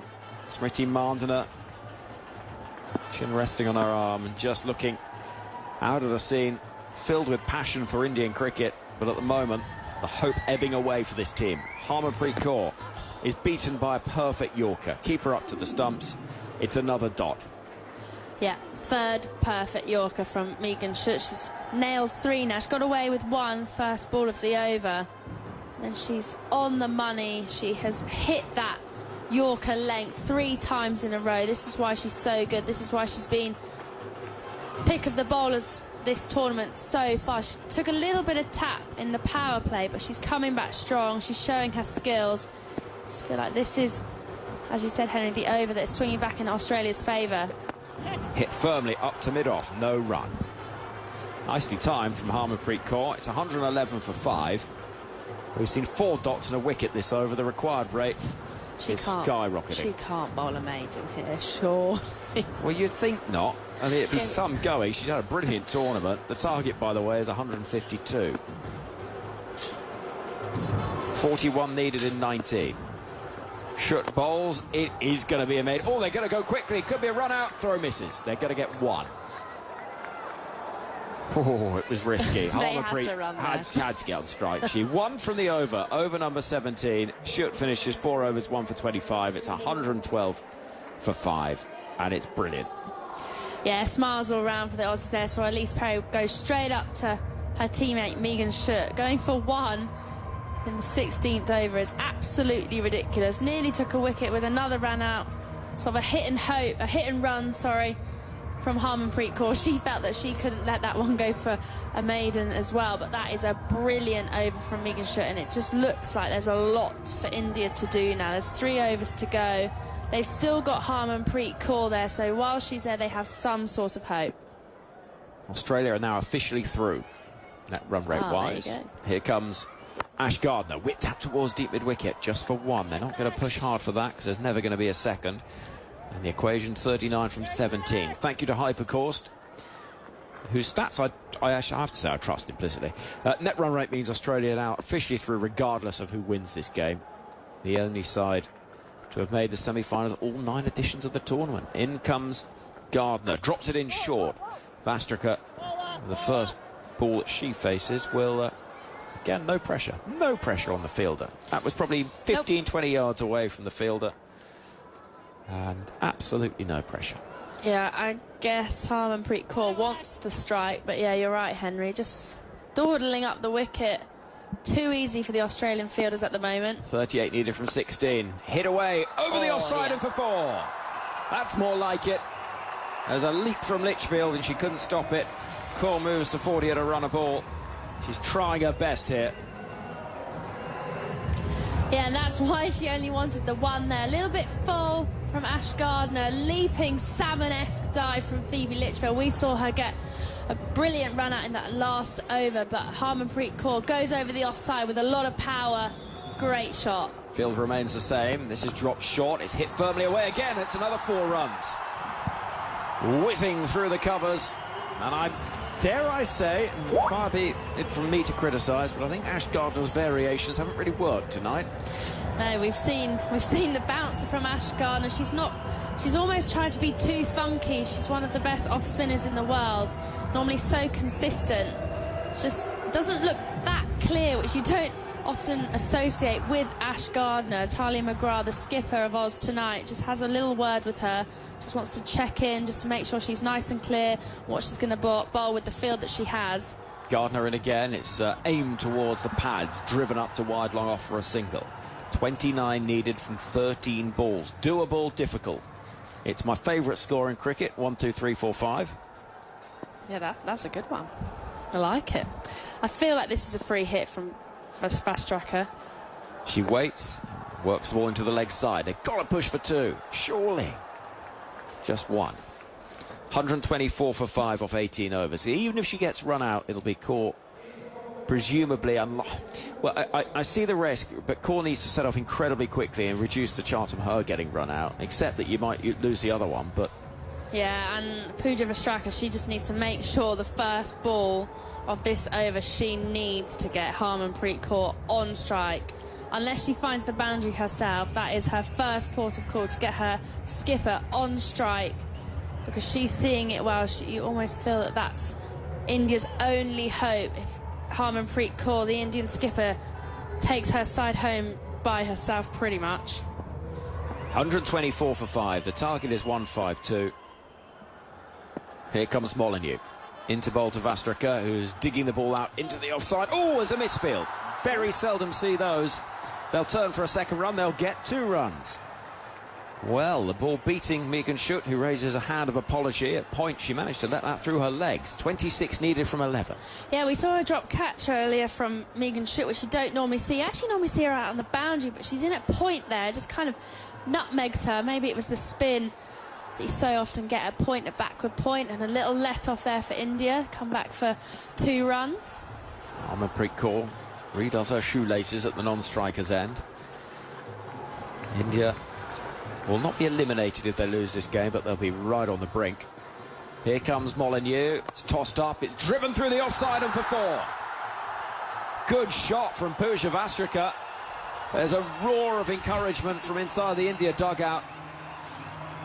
22 needed off 10. Shefali Verma, she can't watch. She has her head in her hands. She can't watch the rest of this run chase, but what a shot from Pooja Vastraka. Gave herself a bit of room, just shuffled to the leg side to make sure she could access that vacant offside boundary. She hits it with a lot of power past that point and cover region.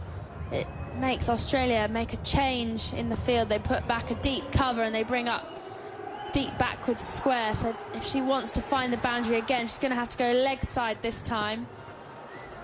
Either leg side. Cut it behind square on the off. Instead, it goes into the leg side, out towards Sutherland, who collects on the bounce and will throw the ball right on top of the stumps. Went out towards wide, long on, and so 7 from the over so far. The required rate is at exactly 14, so they're up with the rate in the over. And Molyneux has a chat with McGrath, the stand-in captain.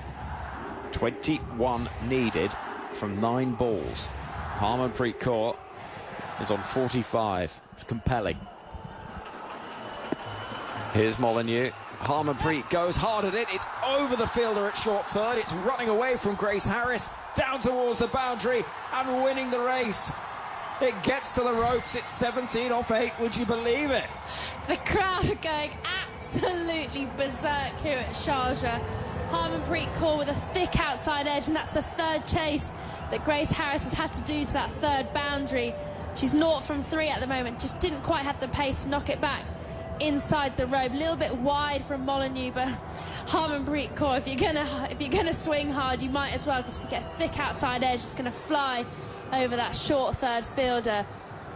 She's on 49, by the way, from 43. 135 for 5. Hard again into the offside. It goes out in front of square towards that boundary in the distance. It'll be fielded by Schutt. They do turn for the second, and they've got that second.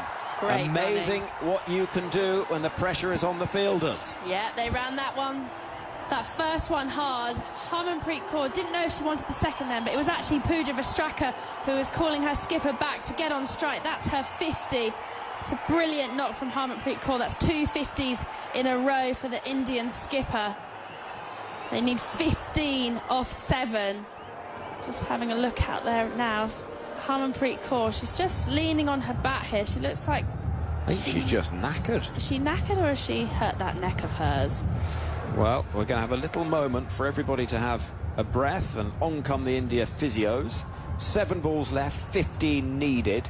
Tali McGrath's not happy. No, she's not. She's having a little bit of a chat with the umpire as another physio runs onto the field, and here comes another member of the support staff.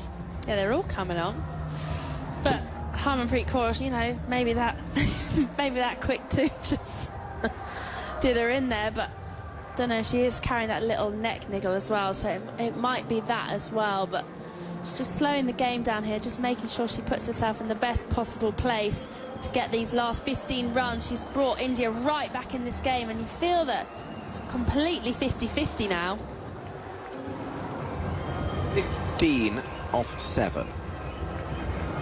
Isn't cricket, when it's close, brilliant? Oh, it's brilliant. We've and the not crowd, the atmosphere at Sharjah, it's a better wicket, it's a quicker outfield. It's just felt like over the last couple of days it's just been bubbling up to this huge game, and it's definitely providing the goods. Well, Harmanpreet Kaur stands with the keeper up to the stumps. Now she taps her bat. Final ball of the penultimate over. Boundary here would be invaluable. Molyneux bowls, it's driven into the offside. They'll have to push for this to get Harmanpreet on strike. They get the single. It'll be 14 from the final 6 balls of the innings. I'll tell you who else will be watching this on the edge of their seats, not just everybody around this ground. There's a team from New Zealand watching this from the team hotel that are willing Australia to win this game. Yeah, they wouldn't normally be willing Australia to win a big game like this, but that would obviously make it a lot easier for them. It would still be in their hands, but it's just been a brilliant game so far. We felt that, you know, India came out of the blocks, they came out well, Shafali Verma, and then Australia came back on top, picked up a couple of early wickets, and then you felt that Dipti Sharma and Harmanpreet Kaur, they were rebuilding for India.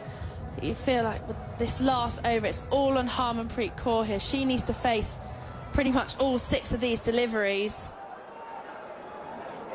14 needed from 6. Ooh, they've had to bring someone inside the circle, so only 3 out on the boundary. Packed offside field. Here comes Annabelle Sutherland. Bowling to Harmanpreet Kaur, and she didn't quite get enough of it. It goes down the ground to long on. Single taken. 13 needed from 5. And there's the peculiarity of old rivals supporting each other at the moment, because tomorrow night, regardless of what happens, India are going to want to see Pakistan get a win over New Zealand. New Zealand want Australia to win tonight. That's what tournament cricket does. 13 needed from 5. Vastraka is on strike. Here comes Sutherland. Bustling in once more. Oh, bowler, full toss. Leg stump is splattered. And it's suddenly 13 from 4. And the game is swinging in the space of 2 deliveries in favour of Australia. Yeah, 13 from 4, and Harmanpreet Kaur is stuck at the non-strikers end. That is the worst possible scenario that India could have had there. Dot ball, but also leaving their skipper stranded at the other end. Just felt, could she, you know, maybe did she need to go for that huge shot over the offside? Could she have just got her skipper back on strike? But she has to go. Decent innings, 9 off 6, found the boundary a couple of times. In Australia, they're back on top. They are. There's a few that are leaving their seats. I wouldn't be doing that. I'm not having that. Not quite yet. No, that's they've peaked. That's peaking way too early there. I know the traffic isn't great round here, but... I don't think it's getting any better. Well, I know. It's been about the same all day. And some hands together in prayer. With 13 needed from 4, Arundhati Reddy comes to the middle with a simple task here. Swing for the hills, or get a single to get Harmanpreet on strike. She swings hard at that. It goes towards the offside. Throw comes in. Should be a run out, and it is. She was slow setting off. Where was the dive? Yeah, no dive there from Reddy. Looks like she's gone. The Aussies are really happy with that one. A clinical bit of fielding again. Annabelle Sutherland taking the bails nice and easily. But where was the dive from Arundhati Reddy? This is such an important game for India. Phoebe Litchfield with the quick work at extra cover. She's been brilliant all night, and she's well out ready there. Probably wouldn't have been home with the dive anyway, but as you said, Henry, just set off slowly. And Phoebe Litchfield with another run out. Well, it does get Harmanpreet on strike. Yeah. With 13 needed from 3 balls, it is doable. That we could yet have a tie. Oh, we could. And is it a super over? It is. Oh, I'd like a bit of a super over. We'd all like a bit of a super over. The neutral would like the super over. 139 for 7, midway through the 20th over of the innings. This has to go, has to find the ropes. You feel imperative this ball goes the distance. Harmanpreet gives herself some room, drives through the offside. It'll be stopped, they'll go for the single.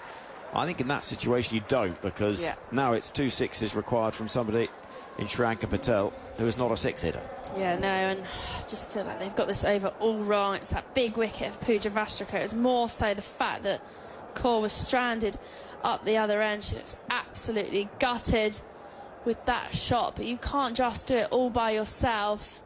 Just feel that, you know, if India had actually run a little bit better from the off earlier on in the game, you know, the margin would have been a little bit shorter. But anyway, they're going to have to find the boundary twice here. Shriyanka Patel, probably not known for her 6 hitting, but at least it's really simple for her. She's only got a strike rate of 67. She's going to need to go at 200 here. Well, she's got to find a way of doing something that I think it's fair to say is not really in her locker. Now, I don't wish to be unkind, but 12 needed from 2. It's down the leg side, it's a wide. Harmanpreet Kaur gets in a mix. Oh, there's going to be another run out, is there? And Beth Mooney's convinced that Shriyanka Patel's been run out here. There's high fives and celebrations. They're going to go upstairs and check it. It's absolute chaos out there. It's carnage. I don't know if Beth Mooney's just double bluffing there, because she had a little wry smile to Annabelle Sutherland there, so I don't know if she's just double bluffing with that run out, but she seemed pretty confident when she took the bails. There's an umpire review for stumping. I've checked the feet. It's a fair delivery. Can we roll this through, please? Could you zoom me in any closer? I'm looking at split screen. Oh, I wouldn't like to make this call. All right, just rock and roll this for me, please.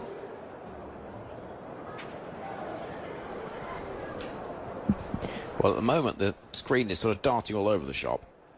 Now, we're having a little look. When the bails light up... Could I get the opposite angle, please? It's very tight. That's the only angle you have? Could I have a view of the stump cam? Stump cam could tell it. Well, I'm not sure that foot's going to be in range on stump cam. It is a wide. They try to understandably get Harmanpreet Kaur on strike.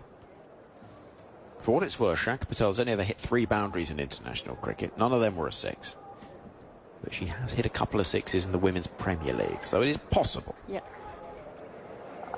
I'm going to need... Could I have this angle with the split screen angle, please? Jackie Williams is having a look at it in the third umpire's room. 1-4-1 for 7. Can you zoom in any closer on the angle on the right? We've lost all pictures here, so we're not quite sure what's going on. Roll it through. One more frame. Just take it back a frame. I'm not sure this is telling us anything, really. One more frame back. Play it through. Could you zoom my screen, the screen to my left? Could I get it zoomed up? Any closer? What do you say? No, that's not helping me. Zoom it back out, please. don't know if she's got anything behind the line, but And I just don't rock think and roll there's. it for me. Don't think you can see well enough to kind of give Frame by this frame. out. Just take the gloves back off the bails. There, the next frame back. One more frame forward. Oh, that's the next frame forward. All right, just rock and roll this to my right. Could you zoom the one up to my right any closer? It's more rock and roll than a Chuck Berry concert at the moment. I mean, it is a tricky call, but I think maybe just take it one frame back. It's 50-50, isn't it? Yeah. Flip a coin. I don't know. The problem is you don't get the soft signal now, so you've got to make a decision. No, yeah. And I know it's a really difficult one. All right, just rock and roll it one more time. Jackie, we've got homes to go to. I'm not seeing anything behind the line. I'm seeing the foot on the line for the big screen. It's a really difficult call. Isn't that, I think that this is basically impossible to get right. Definitively, it's been given out. And so we are going to see Rada Yadav come to the middle. And still the equation remains the same. It is 2 balls and it's 11 runs. Ultimately, that outcome doesn't really change. It just means that there's a different batter out there. And Rada Yadav joins the action, having come into the side today at the last minute. Bowled brilliantly well. Fielded brilliantly well as well. Now she just needs to hit 2 sixes. Easy. Have you ever hit a 6 in international cricket? I think it's a solid no, actually. Is it? Right. Thanks, Henry. No, it's... Your batting has come along leaps and bounds of late. Well, I don't think I'd hit a 6 on this. The boundaries are massive. They are. So Rada Yadav, the right-hander, good luck. Annabelle Sutherland is at the end of her mark. 11 needed, 2 balls to do it. Got to find a 6 from somewhere. Struck on the pad, big appeal given. Out LBW, and that'll be the game. And India are going to need the biggest of favours from Pakistan against New Zealand tomorrow. Harmanpreet Kaur leans on her bat. Has a little word with Rada Yadav. I don't know what that could possibly be. But it is 141 for 9. And Australia celebrate. The stand's empty. And with 1 ball left of the game, India are still 11 short of their target. Yeah, and they've gone upstairs. I think Harmanpreet Kaur just said, well, let's just go upstairs. We've got the reviews to use. We might as well. There's a player review for LBW. Jackie Williams back on. Out. I've checked the feet. It's a fair delivery. I'm looking at front on split screen to my left all the way through. Just take it back, please. Take the ball back in front of the bat. All right, roll through now. I'm seeing a gap all the way through, all the way through. Yes, I'm seeing a clear gap between the bat and ball. Satisfied, no bat involved. Let's move to ball tracking, please. Well, I think this is going to be out. Ball tracking coming up. She's on her way back. Pitching Rada outside Yadav already. Impact in line, wickets hitting. Kim, I'll tell you when you're on screen. Stay with your out decision. You're on screen now. And so Renuka Singh Thakur comes to the middle, with India on the verge of being bowled out here. They've given it a really good go at times in this innings. There have been moments they could have run harder, definitely. But they are going to lose this game. 3 wickets in the final over. Annabelle Sutherland, you have to say, enormous credit. Yeah, she's nailed that Yorker. She 4 wickets in the final. Yeah, she's been absolutely brilliant. And she's been brilliant throughout the whole tournament. She hasn't been needed with the bat. Final ball of the game is whipped into the leg side, out towards backward square leg. It'll be a single, trotted through. And it is victory for Australia, who get the acclaim of their fans down below, as India spectators have been royally entertained in this game.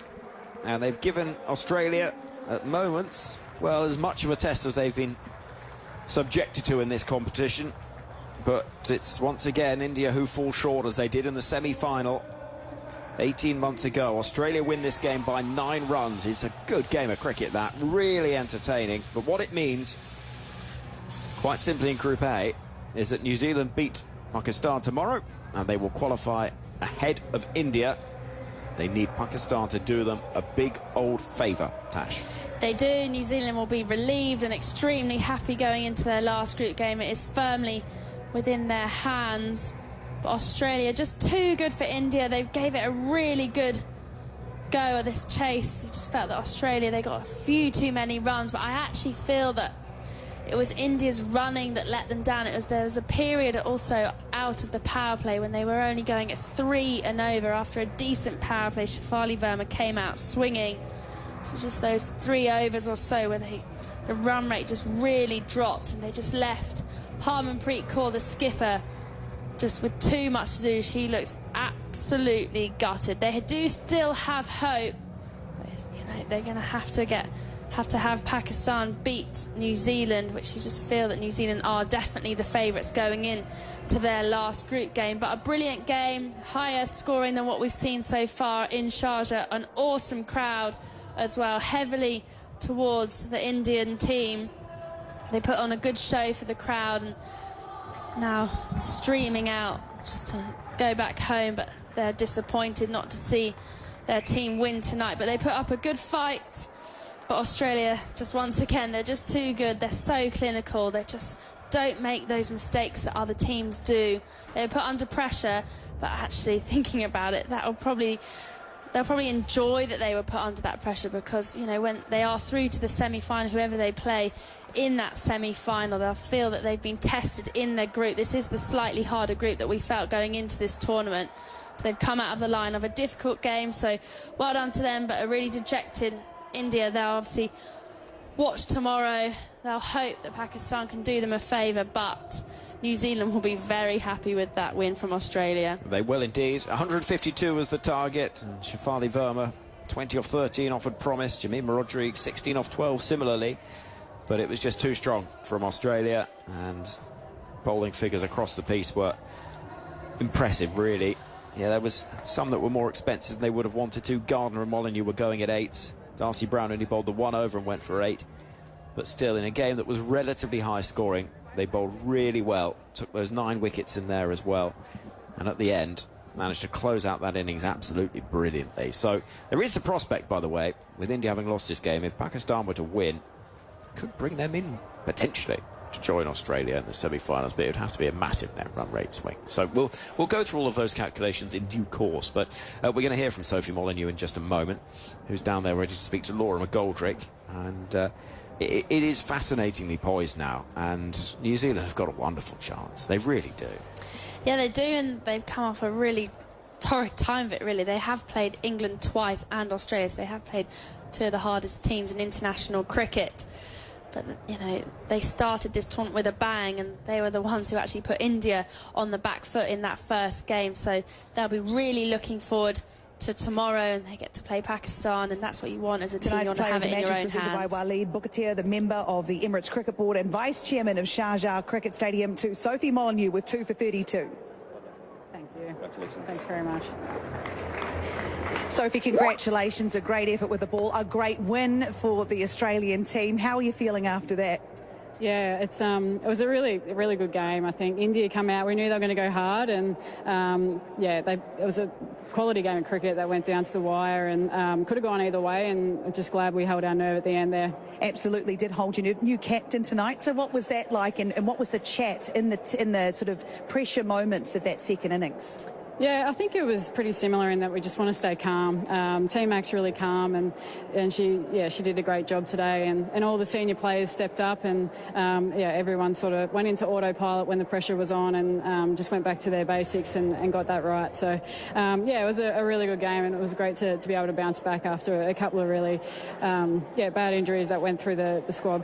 Yeah, that must have been really difficult to get yourselves back together, but you held your nerve, like you said. A fantastic crowd here tonight that really rode the wave with you guys. That must have been, how was communication out there? Because it was loud from where I was standing. Yeah, it was very loud. I feel like it was pretty one-sided towards India tonight, and we sort of knew that was going to happen. But yeah, we did say that we're going to have to speak really loudly and watch our leaders. So yeah, it's cool. A lot of players have experienced these crowds before playing around the world, and it was great to have it here in the World Cup.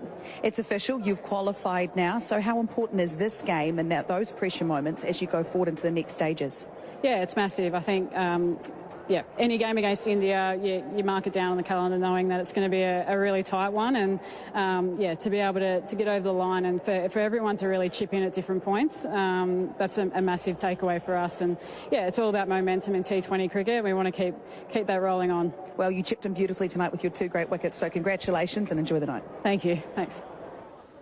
Sophie Molyneux chatting to Laura McGoldrick on the boundary edge. Tash Barrett is still alongside me. So at the end of all that, India spectators drifting away, a few waiting to hear the post-match presentations with the captains. But ultimately, 2 defeats in the group stages against Australia and New Zealand puts them on the brink. I don't think any of us saw that.